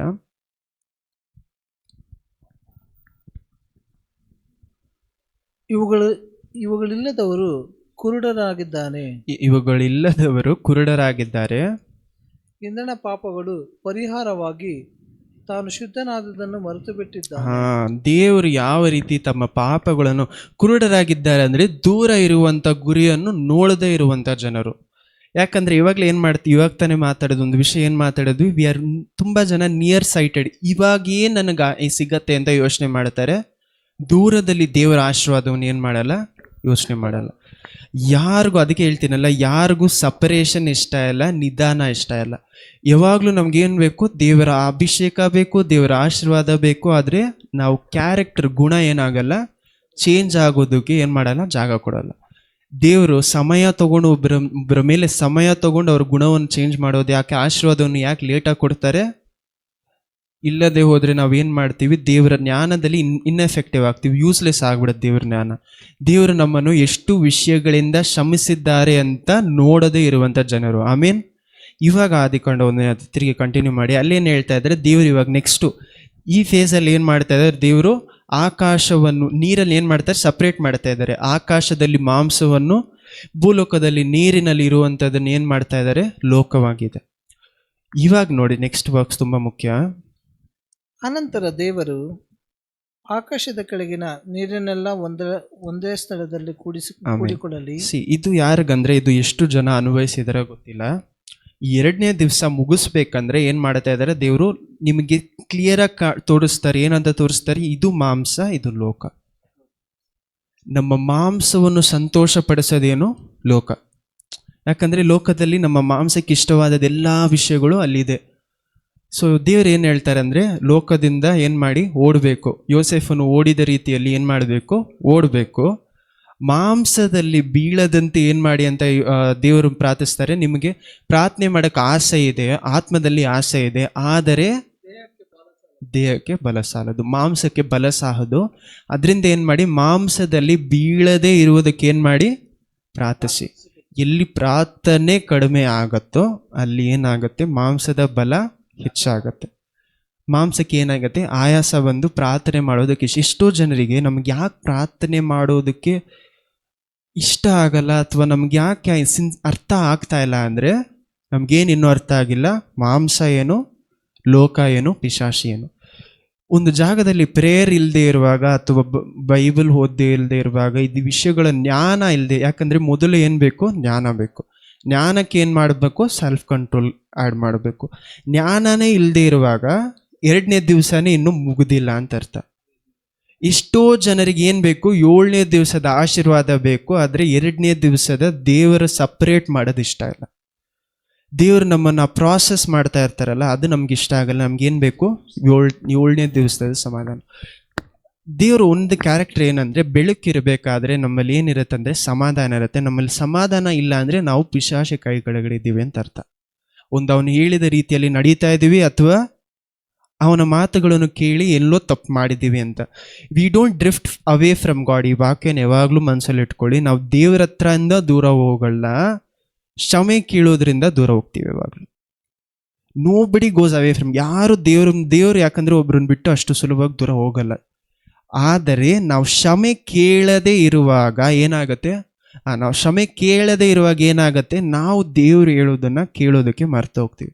ಅದಕ್ಕೇನೆ you always have to have that cycle of repentance. ಚಿಕ್ಕ ಚಿಕ್ಕ ವಿಷಯಗಳು ದೇವ್ರು ಹೇಳಿರ್ತಾರೆ, ಈ ಜಾಗಕ್ಕೆ ಹೋಗ್ಬೇಡ ಅಂತ, ಆ ಜಾಗದಲ್ಲಿ ಹೋಗಿ ನಿಂತ್ಕೊಂಡಿರ್ತೀವಿ. ಈ ಲೋಕದಲ್ಲಿ ಇಲ್ಲಿ ಹೋಗಿದ್ರೆ ನಿನ್ಗೆ ಏನಾಗತ್ತೆ ಅಂತ ಹೇಳ್ತಾರೆ, ಬಿದ್ದೋಗ್ತೀವಿ. ದೇವ್ರು ಏನು ಹೇಳ್ತಾರೆ ಅಂದರೆ ಒಣಗ ಕಳುತುಳ್ಳ ಜನ, ಅಂದರೆ ಬೆಂಡ್ ಸ್ಟಿಫ್ ನೆಕ್ಡ್ ಪೀಪಲ್. ದೇವರ ವಾಕ್ಯ ಎಷ್ಟೇ ಹೇಳಿದ್ರು, ದೇವರೇ ಬಂದು ಬಂದು ಹೇಳಿದ್ರೆ ಏನು ಮಾಡಲ್ಲ, ದೇವ್ರು ನಮ್ಮದು ಮಾತಾಡಿದ್ರು ಕೇಳಿಸ್ಕೊಳ್ಳಲ್ಲ. ಅದಕ್ಕೇನು ನೆಕ್ ಏನು ಮಾಡಲ್ಲ, ಬೆಂಡ್ ಮಾಡೋದೇ ಇಲ್ಲ. ಯಾವಾಗ ನೋಡಿದ್ರು ಒಂದೇ ಥರ ಇರುವಂಥ ಜನರು. ಸೊ ಇಂಥವ್ರಿಗೆ ಏನಿಲ್ಲ, ದೇವರು ಅವರನ್ನು ಎಷ್ಟು ಶ್ರಮಿಸಿದ್ದಾರೆ ಅಂತ ಅರ್ಥ ಆಗಿಲ್ಲ, ಮತ್ತು ದೇವರ ಜ್ಞಾನ ಅವರಲ್ಲಿಲ್ಲ. ಆಮೇನ್. ದೇವರ ಜ್ಞಾನ ಇಲ್ಲದೆ ಹೋದರೆ ದೇವರಿಗೆ ದೇವರನ್ನು ಕಂಡು ಆಸೆ ಇರುವುದಿಲ್ಲ. ಮತ್ತು ಏನು ಬರುತ್ತೆ, ದೇವರ ವಾಕ್ಯವನ್ನು ಕೇಳಿಸ್ಕೋದಕ್ಕೆ ಆಸೆ ಇರಲ್ಲ. ಮೂರನೇದು ಪ್ರಾರ್ಥನೆ ಮಾಡೋದಕ್ಕೆ ಆಸೆ ಇರಲ್ಲ. ಇದೆಲ್ಲ ಯಾವಾಗ ಪ್ರಾರಂಭಿಸುತ್ತೆ ನಮ್ಮಲ್ಲಿ? ಪವಿತ್ರಾತ್ಮರು ಮೊದಲು ಬೆಳಕಾಗಿ ಬರಬೇಕು. ಬೆಳಕಾಗಿ ಬಂದವರು ಏನು ಮಾಡಬೇಕು? ಇವಾಗ ಕತ್ತಲೆಯಿಂದ ನಮ್ಮನ್ನು ಬಿಡಿಸ್ಬೇಕು. ಕತ್ತಲೆಯಿಂದ ಬಿಡಿಸೋದು ಮಾತ್ರ ಅಲ್ಲ, ಆ ಜಾಗದಲ್ಲಿ ಏನು ಮಾಡಬೇಕು? ದೇವರು ಜ್ಞಾನವನ್ನು ಕೊಡಬೇಕು. ಜ್ಞಾನ ಕೊಡ್ತಾ ಕೊಡ್ತಾ ಕೊಡ್ತಾ ನಮಗೇನು ಅರ್ಥ ಆಗತ್ತೆ? ಇದು ಲೋಕ, ಇದು ಮಾಂಸ. ಇದಾದ ಮೇಲೆ ನಮ್ಮ ಆತ್ಮವನ್ನು ಸಪರೇಟ್ ಮಾಡ್ತಾರೆ ಲೋಕದಿಂದ. ಇವಾಗ ಓದಿ ನೆಕ್ಸ್ಟ್ ವಾಕ್ಯ. ಇಲ್ಲಲ್ಲ, ಅಲ್ಲಿ ಆದಿಕಾಂಡ. ಅನಂತರ ದೇವರು ಮೂರನೇ ದಿವಸದಲ್ಲಿ ಒಣ ನೆಲವು ಕಾಣಿಸಲೆಂದರು, ಹಾಗೆ ಆಯಿತು. ಒಣ ನೆಲವು ಕಾಣಿಸಲಿ ಅಂದರು, ಹಾಗೆ ಆಯಿತು. ದೇವರು ಇವಾಗ ಏನು ಮಾಡ್ತಾ ಇದ್ದಾರೆ? ನೀರಿನಿಂದ ನೆಲವನ್ನು ಏನು ಮಾಡ್ತಾ ಇದ್ದಾರೆ? ಸಪ್ರೇಟ್ ಮಾಡ್ತಾ ಇದ್ದಾರೆ. ಈ ನೆಲವನ್ನು ಅಂದರೆ ಯಾವ ರೀತಿಯಾದ ನೆಲವನ್ನು? ಮೊದಲು ಯಾವ ರೀತಿ ಇತ್ತಂತೆ ನೆಲ? Ups and downs. ಇವಾಗ ದೇವ್ರು ಸಪ್ರೇಟ್ ಮಾಡುವಾಗ ಏನಾಗ್ತಾ ಇದೆ? ಅದು ಸ್ಟ್ರೇಟ್ ಆದ ನೆಲ. ಏನಕ್ಕೆ ವಾಕ್ಯ ಮುಖ್ಯ ಅಂದರೆ, ಇವಾಗ ನೋಡಿ, ದೇವ್ರು ಇವಾಗ ಏನು ಮಾಡ್ತಾ ಇದ್ದಾರೆ? ಮೊದಲು ಇವಾಗ ಮಾಂಸ ಮೇಲಿದೆ, ಸ್ಕೈ ಆಕಾಶವಾಗಿದೆ. ನೀರು ಒಂದು ಕಡೆ ಲೋಕವಾಗಿ ಏನು ಮಾಡಿದೆ? ನೀರಿನ ಥರ ಇದೆ. ನೆಕ್ಸ್ಟ್ ಇವಾಗ ಏನಿದೆ? ಭೂಮಿ. ಭೂಮಿಯಲ್ಲಿ ನಡೆಯುವುದು ಏನು? ತುಂಬ ಸುಲಭವಾದ ವಿಷಯ, ಯಾಕಂದರೆ ಕಣ್ಣಿಗೆ ಕಾಣಿಸುತ್ತೆ. ಆತ್ಮದಲ್ಲಿ ನಡೆಯುವುದು ತುಂಬ ಸುಲಭವಾದ ವಿಷಯ, ಯಾಕಂದರೆ ಕಣ್ಣಿಗೆ ಕಾಣಿಸುತ್ತೆ. ನೀರಿನ ಮೇಲೆ, ಲೋಕದಲ್ಲಿ ಆತ್ಮದಲ್ಲಿ ನಡೆಯುವುದು ಕಷ್ಟ. ಚೆನ್ನಾಗಿ ಅರ್ಥ ಮಾಡ್ಕೊಳ್ಳಿ. ಪ್ರಾರ್ಥನೆಯಲ್ಲಿ ದೇವರ ಹತ್ರ ಇರೋದು ತುಂಬ ಸುಲಭವಾದ ವಿಷಯ. ಬೈಬಲ್ ಓದಬೇಕಾದ್ರೆ ದೇವರೇ ನಾನು ಇದನ್ನು ಮಾಡ್ತೀವಿ, ದೇವ್ರು ಹೇಳೋದೆಲ್ಲ ಕೇಳಿಸ್ಕೊಳ್ಳೋದು ಸುಲಭ. ಆದರೆ ನಮ್ಮ ಕೆಲಸಕ್ಕೆ ಹೋಗುವಾಗಲೂ, ಲೋಕದಲ್ಲಿ ತಿರುಗಿ ಹೋಗುವಾಗಲೂ ಏನು ಮಾಡ್ತೀವಿ? ಇವಾಗ ಪೇತ್ರನೇ ಎಕ್ಸಾಂಪಲಿಗೆ ಇಟ್ಕೊಳ್ಳಿ. ಪೇತ್ರನ ಕೆಲಸ ಏನಾಗಿತ್ತು? ಮೀನು ಹಿಡಿಯೋದು. ಮೀನು ಹಿಡಿಯೋಕೆ ಏನು ಮಾಡಬೇಕು ಅವರು? ಹಡಗಿನಲ್ಲಿ ಎಲ್ಲಿಗೆ ಹೋಗ್ಬೇಕು? ಸಮುದ್ರಕ್ಕೆ ಹೋಗ್ಬೇಕು. ಇಂಥ ಮನುಷ್ಯ ಸಮುದ್ರಕ್ಕೆ ಯಾವಾಗ ಹೋಗ್ತಾರೆ? ಅನುದಿನ ಕೆಲಸ ಮಾಡುವಾಗ. ನಾವು ಏನು ಮಾಡ್ತೀವಿ? ಡೈಲಿ ಬೆಳಗ್ಗೆ ಎದ್ದು ಪ್ರೇಯರ್ ಮಾಡ್ತೀವಿ, ಅದಾದಮೇಲೆ ಏನು ಮಾಡ್ತೀವಿ? ಕೆಲಸಕ್ಕೆ ಹೋಗ್ತೀವಿ. ಕೆಲಸ ಅನ್ನೋದು ಲೋಕದ ವಿಷಯ. ಲೋಕಕ್ಕೆ ಹೋಗ್ಬೇಕಾದ್ರೆ ನಮ್ಗೇನು ಬೇಕು? ಯಾಕಂದರೆ ನಮ್ಮನ್ನು ಬಿಟ್ಟು ಯಾವಾಗಲೂ ಈ ಮೇಲೆ ಏನಿರುತ್ತೆ? ನಮ್ಮ ಮಾಂಸ. ಆಕಾಶ ಥರ ಎಲ್ಲೋದ್ರೂ ಏನಿರುತ್ತೆ? ಮಾಂಸ. ಎಲ್ಲೋದ್ರೂ ಮಾಂಸ ಇರುವ ಕಾರಣದಿಂದ ನಾವು ಲೋಕದಲ್ಲಿ ಹೋಗುವಾಗ ಏನಾಗ್ತಾ ಇದೆ? ನಮ್ಮ ಮಾಂಸವೂ ರೆಡಿಯಾಗಿದೆ, ನೀರು ರೆಡಿಯಾಗಿದೆ. ನಮ್ಮನ್ನೇನು ಮಾಡೋಕ್ಕೆ? ತನಗೆ ತಾನೇ ತಗೊಳ್ಳೋಕೆ. ನೀವು ಇನ್ನೊಂದು ಕಡೆ ಚೆನ್ನಾಗಿ ನೋಟ್ ಮಾಡಿದ್ರೆ ಅಲ್ಲಿ ಏನು ಹೇಳ್ತಾರೆ ಅಂದರೆ, ಬಿರುಗಾಳಿ ಆಗಿತ್ತು. ಯೇಸು ಕ್ರಿಸ್ತು ನೀರಿನ ಮೇಲೆ ನಡಿಬೇಕಾದ್ರೆ ಏನಾಗಿತ್ತಂತೆ? ಬಿರುಗಾಳಿ ಬರ್ತಿತ್ತು ಅಂತ. ಮಳೆನೂ ಬಿರುಗಾಳಿ ಇರುವಂಥ ಸಮಯದಲ್ಲಿ ದೇವ್ರು ನಡ್ಕೊಂಡು ಬರ್ತಾ ಇದ್ದಾರೆ ಅಂಥ ಜಾಗದಲ್ಲಿ. ನಾವು ಲೋಕದಲ್ಲಿ ಹೋಗುವಾಗಲೂ ಯಾವಾಗಲೂ ಪಿಶಾಚಿ ನಮ್ಮನ್ನೇನು ಮಾಡ್ತಾನೆ? ಕತ್ತಲೆಯ ಸಮಯದಲ್ಲಿ ಏನು ಮಾಡ್ತಾನೆ? ಅಟ್ಯಾಕ್ ಮಾಡೋಕ್ಕೆ ಪ್ರಾರಂಭಿಸ್ತಾನೆ. ಲೋಕ ಎಲ್ಲಿದೆ? ಕತ್ತಲೆಯಲ್ಲಿದೆ. ಆಮೇನ್. ಲೋಕ ಕತ್ತಲೆಯಲ್ಲಿದೆ, ನಾವು ಅದಕ್ಕೆ ಬೆಳಕಾಗಿದ್ದೀವಿ. ಅಂಥ ಮನುಷ್ಯರು ಇವಾಗ ಲೋಕಕ್ಕೆ ಹೋಗ್ತಾ ಇದ್ದೀವಿ. ಲೋಕದಲ್ಲಿ ಹೋಗಬೇಕಾದ್ರೆ, ನೀರಿನ ಮೇಲೆ ನಡೆಯಬೇಕಾದ್ರೆ ನಮಗೇನು ಬೇಕು? ದೇವರ ಮೇಲೆ ನಂಬಿಕೆ. ಆತ್ಮದಲ್ಲಿ ನಡೆಯಬೇಕು. ಆತ್ಮದಲ್ಲಿ ನಾವು ಯಾವಾಗ ನಡೀತೀವಿ? ಪ್ರಾರ್ಥನೆ ಮಾಡುವಾಗ, ಮನೆಯಲ್ಲಿರುವಾಗ ಪಾಪದಲ್ಲಿ ಬೀಳೋದಷ್ಟು ಸುಲಭವಾದ ವಿಷಯ ಅಲ್ಲ. ನಾವು ಪ್ರಾರ್ಥನೆ ಮಾಡುವಾಗ ಯಾರಾದರೂ ಯೋಚನೆ ಮಾಡ್ತೇವೆ? ಪ್ರಾರ್ಥನೆ ಮಾಡುವಾಗ ಕೆಟ್ಟ ಯೋಚನೆಗಳು ನಮ್ಮ ಮನಸ್ಸಲ್ಲಿ ಬರುತ್ತಾ? ಬೈಬಲ್ ಓದುವಾಗ ಕೆಟ್ಟ ಮನುಷ್ಯಗಳು ನಮ್ಮ ಯೋಚನೆಯಲ್ಲಿ ಬರುತ್ತಾ? ಅದು ಆತ್ಮದಲ್ಲಿ ಭೂಲೋಕ ಡ್ರೈ ಲ್ಯಾಂಡಲ್ಲಿ ಇದ್ದೀವಿ. ಆದರೆ ಅದೇ ಮನುಷ್ಯರು ಕೆಲಸಕ್ಕೆ ಹೋಗಿ, ಆಚೆ ಹೋಗಿ, ತಿರುಗಿ ಈವ್ನಿಂಗ್ ಒಳಗಡೆ ಏನು ಮಾಡಿರ್ತಾರೆ? ಅದೇ ಪಾಪದಲ್ಲಿ ಬಿದ್ದಿರ್ತಾರೆ. ಕಾರಣ ಏನು? ಲೋಕದಲ್ಲಿ ಹೋಗುವಾಗ ಮಾಂಸ ಸುಮ್ಮನೆ ಇರಲ್ಲ, ಲೋಕನೂ ಸುಮ್ಮನೆ ಇರಲ್ಲ. ನೀರಿನ ಮೇಲೆ ನಡೆಯೋದಕ್ಕೆ ನಮಗೇನು ಬೇಕು? ಯೇಸು ಕ್ರಿಸ್ತುವನ್ನು ನೋಡಿ ನಡಿಬೇಕು. ಆಮೇನ್.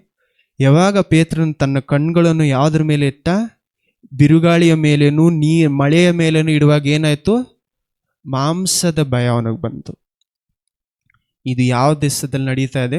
ಮೂರನೇ ದಿವಸದಲ್ಲಿ ದೇವರು ಎರಡು ಸಪ್ರೇಟ್ ಮಾಡ್ತಾ ಇದ್ದಾರೆ. ನಿಮಗೆ ತೋರಿಸ್ತಾ ಇದ್ದಾರೆ ಏನು? ಇದು ಆತ್ಮಿಕದ ನೆಲ, ಇದು ನೀರು, ಇದು ಆಕಾಶ. ದೇವರು ನಮಗೆ ಮೂರು ಅರ್ಥ ತಿಳಿಸ್ತಾ ಇದ್ದಾರೆ. ಅರ್ಥ ಮಾಡ್ಕೊಳ್ಳೋದು ದೊಡ್ಡ ವಿಷಯ ಅಲ್ಲ, ಅದನ್ನು ನಡೆಯೋದು ಕಷ್ಟ. ಎಷ್ಟೋ ಸತಿ ನನಗೂ ಇದೇ ಯೋಚನೆ ಬರುತ್ತೆ. ಏನಂತ ಯೋಚನೆ ಬರುತ್ತೆ ಅಂದರೆ, ದೇವರೇ ಅರ್ಥ ಆಯಿತು, ಆದರೆ ಯಾಕೆ ನನ್ನ ಕೈಯಿಂದ ಸರಿಯಾಗಿ ನಡೆಯೋಕ್ಕಾಗ್ತಾ ಇಲ್ಲ?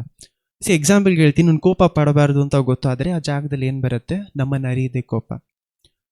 ಈ ಕೋಪ ಬರಬೇಕಾದ್ರೆ ನಮ್ಗೇನು ಅಲ್ಲಿ ಅರ್ಥ ಆಗ್ತಾ ಇಲ್ಲ, ದೇವರ ಪ್ರೀತಿ ನನಗೆ ಅರ್ಥ ಆಗ್ತಾ ಇಲ್ಲ. ನಮ್ಮನ್ನ ಮೀರಿ ಕೋಪ ಬರ್ತಾ ಇದೆ, ಒಳ್ಳೆ ವಿಷಯ ಆಗ್ಲಿ ಕೆಟ್ಟ ವಿಷಯ, ನಮ್ಮನ್ನ ಮೀರಿ ಕೋಪ ಬರ್ತಾ ಇದ್ರೆ ಅಂತ ಏನರ್ಥ? ನಾವೇನ್ ಮಾಡಿದ್ವಿ? ಮಾಂಸಕ್ಕೆ ಜಾಗ ಕೊಟ್ಟಿವಿ. ಅದರಿಂದ ದೇವ್ರು ಏನ್ ಮಾಡ್ತಾರೆ? ಮಾಂಸ ಯಾಕೆ ಏನ್ ಮಾಡಲ್ಲ? ಪಿಶಾಚಿಗೆ ಜಾಗ ಕೊಟ್ಟಿಲ್ಲ ಅಂದ್ರು ನಮ್ಮ ಮಾಂಸಕ್ಕೆ ಜಾಗ ಕೊಟ್ರೆ ಏನಾಯ್ತು? ಪಿಶಾಚಿಗೆ ಜಾಗ ಕೊಟ್ಟ ಹಾಗೆ. ಅವನಿಗೇನ್ ಬೇಕು? ಚಿಕ್ಕ ಗ್ಯಾಪ್ ಬೇಕು. ಪಿಶಾಚಿ ಅನ್ನೋದು ಏನಿಲ್ಲ, ದೊಡ್ಡ ಮನುಷ್ಯ ಅಲ್ಲ, ಇಲಿ ತರ ಚಿಕ್ಕ ಗ್ಯಾಪ್ ಇದ್ರೆ ಏನ್ ಮಾಡ್ತಾನೆ? ಒಳಗಡೆ ಅವ್ನಿಗೇನ್ ಬೇಕಂದ್ರೆ ಅದೇನ್ ಮಾಡತ್ತಂದ್ರೆ, ಪಿಶಾಚಿ ಯಾವ ರೀತಿ ಅಂದ್ರೆ, ಇವಾಗ ಡೋರ್ ಮುಚ್ಚಬೇಕಾದ್ರೆ ಒಂದು ಕಾಲಿಟ್ಬಿಟ್ರೆ ಏನಾಗುತ್ತೆ? ಡೋರ್ ಏನ್ ಮಾಡಕ್ಕಾಗಲ್ಲ, ಕಂಪ್ಲೀಟ್ ಆಗಿ ಮುಚ್ಚಕ್ಕಾಗಲ್ಲ. ಸ್ವಲ್ಪ ಬಿಟ್ರೆ ಗ್ಯಾಪ್ ಏನು ಒಳಗಡೆ ಬರಕ್ ಪ್ರಯತ್ನ ಪಡ್ತಾನೆ. ಅದಕ್ಕೋಸ್ಕರ ಅದಾನೆ ಆತ್ಮದಲ್ಲಿ ನಡೆಯುವುದು ಮತ್ತೆ ಕ್ಷಮೆ ಕೇಳುವುದು ಅಷ್ಟು ಮುಖ್ಯ. ಆಮೇನ್. ನಾವ್ ಯಾವಾಗಲ್ಲ ಒಂದು ಚಿಕ್ಕ ತಪ್ಪು, ದೇವ್ರು ಹೇಳಿದ್ದನ್ನ ನಾನು ವಿರೋಧವಾಗಿ ಮಾಡಿದ್ನಲ್ಲ ಅಂತ ಯಾವಾಗ ನಾನು ಇಮ್ಮಿಡಿಯೇಟ್ ಫ್ಲಾಶ್ ಆಗಿದ ತಕ್ಷಣ ನಾವ್ ಯಾವಾಗ ಕ್ಷಮೆ ಕೇಳ್ತೀವೋ ಆವಾಗಲೇ ನಾವು ಆತ್ಮದಲ್ಲಿ ನಡೆಯೋದು ಸುಲಭವಾಗತ್ತೆ. ದೇವರು ಹೇಳಿದ್ದನ್ನು ಸಹ ನಿಜವಾಗ್ಲೂ ದೇವರೇ ಹೇಳಿದ್ರ ಅಂತ ಅರ್ಥ ಮಾಡ್ಕೊಳ್ಳದೆ ಏನ್ ಮಾಡ್ತಾ ಇರ್ತೀವಿ? ನಡೀತಾ ಇರ್ತೀವಿ. ನಾವು ಎಷ್ಟೋ ಸತಿ ತಪ್ಪೇನ್ ಮಾಡ್ತೀವಿ ಅಂದ್ರೆ, ದೇವರ ಸ್ವರವನ್ನು ಯಾರಿಗೂ ತಿಳಿಸ್ಕೊಟ್ಟಿರಲ್ಲ. ದೇವರ ಸ್ವರ ಅಷ್ಟು ಮುಖ್ಯ. ಯಾಕಂದ್ರೆ ನಮಗೆ ದೇವರ ಸ್ವರ ಅರ್ಥ ಆಗಿಲ್ಲ ಅಂದ್ರೆ ಯಾರು ಮಾತಾಡ್ತಾರೆ ಅಂತ ಅರ್ಥ ಆಗ್ತಾ ಇಲ್ಲ. ನಮ್ಮ ಮಾಂಸ ಹೇಳ್ತಾ ಇದೆ, ದೇವ್ರು ಹೇಳ್ತಾ ಇದಾರೆ ಅಂತ ಏನಾಗಲ್ಲ? ಅರ್ಥ ಆಗಲ್ಲ. ನಮಗ್ ಮಾಂಸನೋ ಇದೇ ಅರ್ಥ ಆಗಿಲ್ಲ ಅಂದ್ರೆ ಏನ್ ಮಾಡಲ್ಲ? ನಮ್ಗೇನ್ ಅರ್ಥ ಆಗಲ್ಲ, ಯಾವ್ದು ಮಾಂಸದಿಂದ ಬರ್ತಾ ಇದೆ, ಯಾವ್ದು ಲೋಕದಿಂದ ಬರ್ತಾ ಇದೆ, ಯಾವ್ದು ಆತ್ಮದಿಂದ ಬರ್ತಾ ಇದೆ. ದೇವ್ರಿನ್ ಡೈರೆಕ್ಟ್ ಆಗಿ ಯಾವಾಗ ನೋಡಿದ್ರು ಏನ್ ಮಾಡಲ್ಲ, ಆಚೆಗಡೆ ನಿಂತ್ಕೊಂಡು ಕಿರ್ಚಲ್ಲ. ಏನ್ ಮಾಡ್ತಾರೆ? ಆತ್ಮದಲ್ಲಿ ಮಾತಾಡ್ತಾರೆ. ನಾನು ಆತ್ಮದಲ್ಲಿ ನಡೆದ್ರೇನೆ ಆತ್ಮದಲ್ಲಿ ಮಾತಾಡೋದು ಕೇಳಿಸ್ಕೊಳಕ್ ಸಾಧ್ಯ. ಆಮೇನ್. ಮಾಂಸದಲ್ಲಿ ನಡೆಯುವವರು ಏನ್ ಮಾಡಕ್ಕಾಗಲ್ಲ? ಆತ್ಮದಲ್ಲಿ ಹೇಳುವುದನ್ನ ಕೇಳಿಸ್ಕೊಳಕ್ ಆಗಲ್ಲ. ಆಮೇನ್. ಅದಕ್ಕೆ ದೇವ್ರ ವಾಕ್ಯದಲ್ಲಿ ಏನ್ ಹೇಳುತ್ತೆ? ಗಲಾಷ್ಯನ್ಸ್ 5:17 ಏನಂತ ಹೇಳ್ತಾರೆ? ಆತ್ಮದಲ್ಲಿ ನಡೆಯುವವರು ಮಾಂಸದ ಆಸೆಗಳನ್ನ ಏನ್ ಮಾಡಲ್ಲ? ನೆರವೇರಿಸೋದಿಲ್ಲ. ಆಮೇನ್. ಮಾಂಸದ ಆಸೆಯನ್ನು ನೆರವೇರಿಸದೇ ಇರೋದು ನಮ್ಗೆ ಏನ್ ಬೇಕು? ಆತ್ಮದಲ್ಲಿ ನಡೆಯಬೇಕು. ಆತ್ಮದಲ್ಲಿ ನಡೆಯೋದು ಯಾವ ರೀತಿ ಅಂತ ಲಾಸ್ಟ್ ವೀಕ್ ನೋಡಿದ್ವಿ. ಓಕೆ, ಸೊ ದೇವ್ರು ಏನ್ ಮಾಡ್ತಾ ಇದ್ದಾರೆ? ಇವಾಗ ನಮಗೆ 3 ವಿಷಯಗಳು ತೋರಿಸ್ತಾ ಇದ್ದಾರೆ. ಆಕಾಶದಲ್ಲಿ ಏನಿದೆ? ಮಾಂಸ ಇದೆ. ಮತ್ತೆ ಕೆಳಗಡೆ ಏನಾಗಿದೆ? ನೀರಿನ ರೀತಿಯಲ್ಲಿ ಏನಿದೆ? ಲೋಕ ಇದೆ, ಶರೀರ, ನಮಗೆ ಆತ್ಮ ಇದೆ. ಮೇಲೆ ಮಾಂಸ, ಲೋಕ, ನಮ್ಗೆ ಇನ್ನೊಂದು ಏನಿದೆ? ನೆಲದ ಮೇಲೆ ನಾವು ಬಿದ್ದೀವಿ. ನಮ್ಮಲ್ಲಿ ಕತ್ತಲೆ ಏನ್ ಮಾಡ್ತಾ ಇದೆ? ಕತ್ತಲೆ ಯಾವ ರೀತಿ ಆದ್ರೂ ಜಾಗದೊಳಗಡೆ ಬರಬೇಕು ಅಂತ ಆಸೆ ಪಡ್ತಾ ಇದೆ. ಲೋಕ ಯಾವತ್ತೂ ಇರುತ್ತೆ. ನಾವು ಲೋಕ ಅನ್ಕೊಂಡು ಓಡಬೇಕು, ಲೋಕವನ್ನು ಎದುರಿಸಿ ನಿಲ್ಲೋದಲ್ಲ. ಎಲ್ಲಿ ಎದುರಿಸಿ ನಿಲ್ಬೇಕು ಅಲ್ಲಿ ನಿಲ್ಬೇಕು. ಆದ್ರೆ ನಮ್ಮ ವೀಕ್ನೆಸ್ನ ಏನ್ ಮಾಡ್ಬೇಕು? ನಾವು ಓಡಬೇಕು. ನೆಕ್ಸ್ಟ್ ಮೇಲೆ ಏನಿದೆ? ಮಾಂಸದಿಂದ ನಾವು ಎಲ್ಲಿ ಓಡಿದ್ರು ಏನ್ ಮಾಡೋಕ್ಕಾಗಲ್ಲ? ತಪ್ಪಿಸ್ಕೊಳಕ್ಕಾಗಲ್ಲ. ನಾವೇನ್ ಮಾಡಬೇಕು? ಮಾಂಸದಿಂದ ಪ್ರಾರ್ಥನೆಯಲ್ಲಿ ಇರಬೇಕು. ಅದಕ್ಕೆ ಪ್ರಾರ್ಥನೆ ಅಷ್ಟು ಮುಖ್ಯ. ಯಾವ ಜಾಗದಲ್ಲಿ ಪ್ರಾರ್ಥನೆ ಇಲ್ಲವೋ ಆ ಜಾಗದಲ್ಲಿ ಮಾಂಸಕ್ಕೆ ಸುಲಭವಾಗಿ ಬಿದ್ದೋಗ್ಬಿಡುತ್ತೆ. ಆತ್ಮದಲ್ಲಿ ನಡೆಯುವುದಕ್ಕೆ, ನೆಲದಲ್ಲಿ ನಡೆಯುವ ರೀತಿಯಲ್ಲಿ ನೀರಿನ ಮೇಲೇನೂ ನಡೆಯೋದಕ್ಕೆ ಏನ್ ಬೇಕು ನಮಗೆ? ಆತ್ಮದಲ್ಲಿ ಆತ್ಮದ ಫಲಗಳು. ಇವಾಗ ನೆಕ್ಸ್ಟ್ ವಾಕ್ಯ ಓದಿ, ಅಷ್ಟು ಮುಖ್ಯವಾದ ವಾಕ್ಯ ಅದೇ. ನೆಕ್ಸ್ಟ್ ಇವಾಗ ಬರುವಂತ ವಾಕ್ಯ. Next mike. ಭೂಮಿಯನ್ನು ಹುಲ್ಲನ್ನು, ದೇವರು ಒಣನೆಲಕ್ಕೆ ಭೂಮಿಯೆಂದು, ಜಲಸಮೂಹಕ್ಕೆ ಸಮುದ್ರವೆಂದು ಹೆಸರಿಟ್ಟರು. ಆಮೇಲೆ. ಜಲಸಮೂಹಕ್ಕೆ ಲೋಕವೆಂದು, ಮತ್ತೆ ಇಲ್ಲೇನು? ಭೂಮಿಯನ್ನು ನಮ್ಮ ಆತ್ಮ ಅಂತ ಇಟ್ಕೊಂಡಿದೀವಿ. ಇವಾಗ ಓದಿ. ದೇವ್ರು ಇದನ್ನು ನೋಡಿ ಏನ್ ಹೇಳ್ತಾ ಇದ್ದಾರೆ? ಭೂಮಿಯು ಒಳ್ಳೆಯದೆಂದು ನೋಡಿದರು. ದೇವ್ರು ಇದನ್ನು ನೋಡಿ ಏನಂತ ಹೇಳ್ತಾ ಇದ್ದಾರೆ? ಒಳ್ಳೆಯದು ಅಂತ ಹೇಳಿ. ನಾನು ಒಂದು ವಿಷಯ ಕೇಳಿದೆ, ಸ್ಟಾರ್ಟಿಂಗ್ ಅಲ್ಲಿ ಒಂದು ವಿಷಯ ಕೇಳಿದೆ ನಿಮ್ಮನ್ನ, ದೇವರನ್ನು ಆರಾಧಿಸೋದು ಯಾಕಷ್ಟು ಮುಖ್ಯ ಅಂತ ಕೇಳಿದೆ. ನಾವು ಆರಾಧನೆ ಮಾಡಿದ್ರೆ ದೇವ್ರಿಗೆ ಏನ್ ಸಂತೋಷ ಅಂತ ಕೇಳಿದೆ. ಏನ್ ಸಂತೋಷ ದೇವರಿಗೆ? ಯಾಕಂದ್ರೆ ಒಂದು ವಿಷಯ ಗೊತ್ತಾ, ನಾವೇನ್ ಮಾಡ್ತೀವಿ ಅಂದ್ರೆ, ನಾವು ಆರಾಧನೆ ಮಾಡುವಾಗ ಒಂದು ವಿಷಯ ನಮ್ಗೇನು ಅರ್ಥ ಆಗಲ್ಲ ಅಂದ್ರೆ, ದೇವರ ನಾವನ್ನ ಮಹಿಮೆ ಪಡಿಸುವಾಗ ದೇವರ ಮುಖದಲ್ಲಿ ಒಂದೇನು ಬರುತ್ತೆ? ಒಂದು ಸ್ಮೈಲ್, ಒಂದು ಸಂತೋಷ, ಒಂದು ನಗು ಬರುತ್ತೆ ದೇವರ ಮುಖದಲ್ಲಿ. ಯಾಕೆ? ನನ್ನ ಮಗನು ನನ್ನನ್ನು ಆರಾಧಿಸ್ತಾ ಇದ್ದಾನೆ. ಹಲ್ಲೆಲೂಯಾ.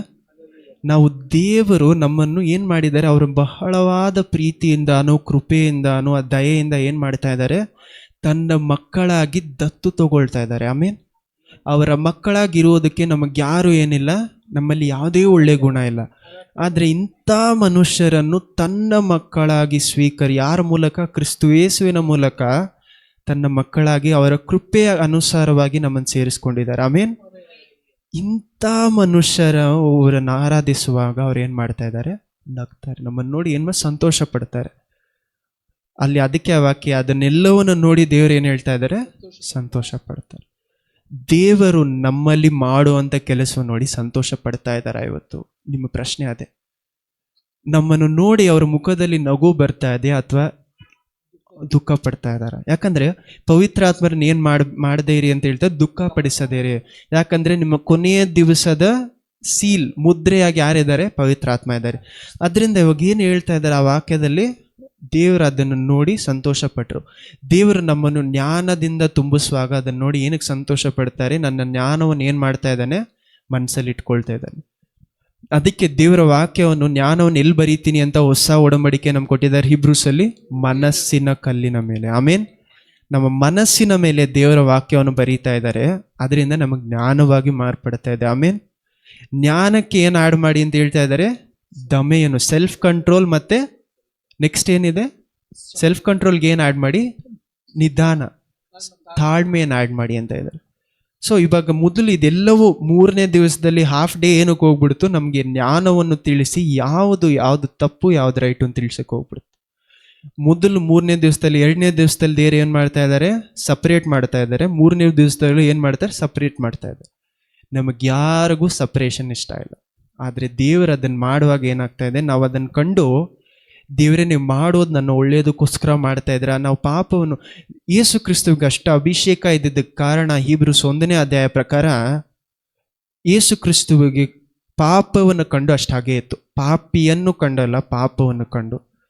ಅದೇ ರೀತಿ ನಮ್ಮಲ್ಲಿ ಪಾಪವನ್ನು ಕಂಡು ಯಾವಾಗ ಹಾಗೇ ಬರೋಕ್ಕೆ ಪ್ರಾರಂಭಿಸುತ್ತೆ ಅವಾಗ ಏನು ನಡೆಯುತ್ತೆ? ಇವಾಗ ಓದಿ, ಕಂಟಿನ್ಯೂ ಮಾಡಿ. ಭೂಮಿಯು ಹುಲ್ಲನ್ನು, ಬೀಜ ಬಿಡುವ ಕಾಯಿಪಲ್ಯದ ಗಿಡಗಳನ್ನು ಬೆಳೆಸಲಿ. ಆಮೇನ್. ಮತ್ತು ಬೀಜವುಳ್ಳ ಹಣ್ಣಿನ ಮರಗಳನ್ನು ಅವುಗಳ ಜಾತಿಗನುಸಾರವಾಗಿ ಹುಟ್ಟಿಸಲಿ ಎಂದು ಹೇಳಿದರು. ಹಲ್ಲೆಲೂಯಾ. ಹಾಗೆ ಆಯಿತು. ಓದಿ ಮುಗಿಸ್ಬಿಡಿ ಆ ವಾಕ್ಯ. ಆಯಿತು. ಭೂಮಿಯಲ್ಲಿ ಹುಲ್ಲು ಬೆಳೆಯಿತು, ತಮ್ಮ ತಮ್ಮ ಜಾತಿಯ ಪ್ರಕಾರ ಬೀಜ ಬಿಡುವ ಕಾಯಿಪಲ್ಯದ ಗಿಡಗಳು ಉಂಟಾದವು. ತಮ್ಮ ತಮ್ಮ ಜಾತಿಗನುಸಾರ ಬೀಜವುಳ್ಳ ಹಣ್ಣಿನ ಮರಗಳು ಕಾಣಿಸಿದವು. ದೇವರು ಅದನ್ನು ಒಳ್ಳೆಯದೆಂದು ನೋಡಿದರು. ಹೀಗೆ ಸಾಯಂಕಾಲ ಪ್ರಾಂತ್ಯಕಾಲವೂ ಆಗಿ 3ನೇ ದಿನವಾಯಿತು. ಮುಗೀತು. ಆಮೇನ್.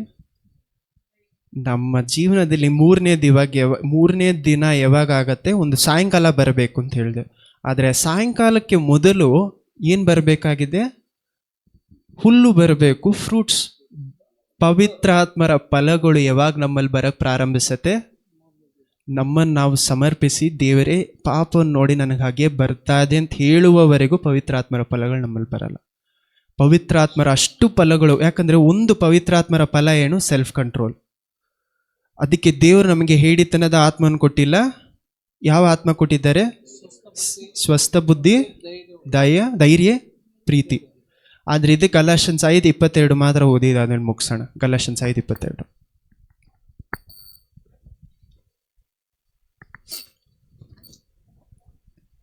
ಗಲಾತ್ಯನ್ಸ್ 5ನೇ ಅಧ್ಯಾಯ ವಚನ 23.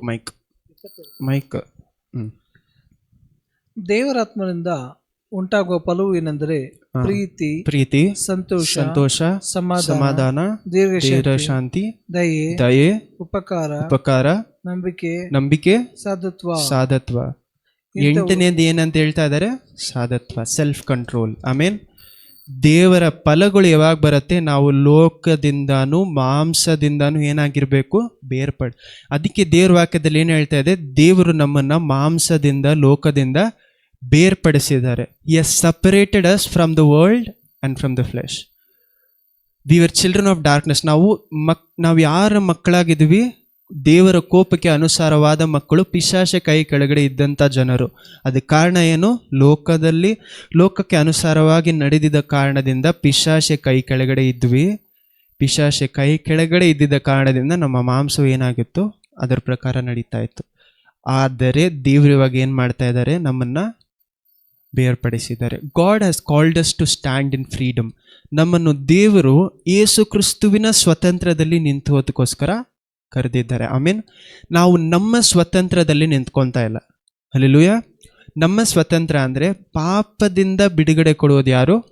ಯೇಸು ಕ್ರಿಸ್ತು. ಯೇಸು ಕ್ರಿಸ್ತುವಿನ ಜ್ಞಾನ, ದೇವರ ಪ್ರೀತಿ ಅರ್ಥ ಆಗದೆ ಹೋದರೆ ಪಾಪದಿಂದ ದೂರ ಬರೋದಕ್ಕೆ ಸಾಧ್ಯವಿಲ್ಲ. ಅದಕ್ಕೇನು ಬೇಕು? ನಮ್ಮಲ್ಲಿ ಆತ್ಮದ ಫಲಗಳೇನಾಗಬೇಕು? ಹೆಚ್ಚಾಗಬೇಕು. ಆತ್ಮದ ಫಲಗಳು ಯಾವಾಗ ಕೊಡೋಕ್ಕೆ ಪ್ರಾರಂಭಿಸುತ್ತೋ ಆವಾಗಲೇ ಏನಾಗ್ತಾ ಇದೆ? 3ನೇ ದಿವಸ ಮುಗೀತಾ ಇದೆ. ಎಂಡ್ ಆಗ್ತಾ ಇದೆ. 3rd ಡೇ ಎಂಡಲ್ಲಿ ಏನು ಹೇಳ್ತಾ ಇದ್ದಾರೆ, ದೇವರು ಅದನ್ನು ನೋಡಿ ಸಂತೋಷ ಪಡ್ತಾ ಇದ್ದಾರೆ. ನಮ್ಮಲ್ಲಿ ಆತ್ಮದ ಫಲಗಳು ಬರುವಾಗಲೂ ದೇವರು ಸಂತೋಷ ಪಡ್ತಾ ಇದ್ದಾರೆ. ದೇವರು ನಿಮ್ಮನ್ನು ನೋಡಿ ಸಂತೋಷ ಪಡೋದು ಆತ್ಮದ ಫಲಗಳು ಬರುವಾಗ ಮಾತ್ರ ಅಲ್ಲ, ನಿಮ್ಮ ಜೀವನದಲ್ಲಿ ಯಾವಾಗ ಬೆಳಕು ಮೊದಲನೇ ಸಾರಿ ಒಳಗಡೆ ಬಂತು ಆವಾಗಲೇ ದೇವ್ರು ಏನು ಪಡ್ತಾ ಇದ್ದಾರೆ, ಸಂತೋಷ ಆಮೇನ್.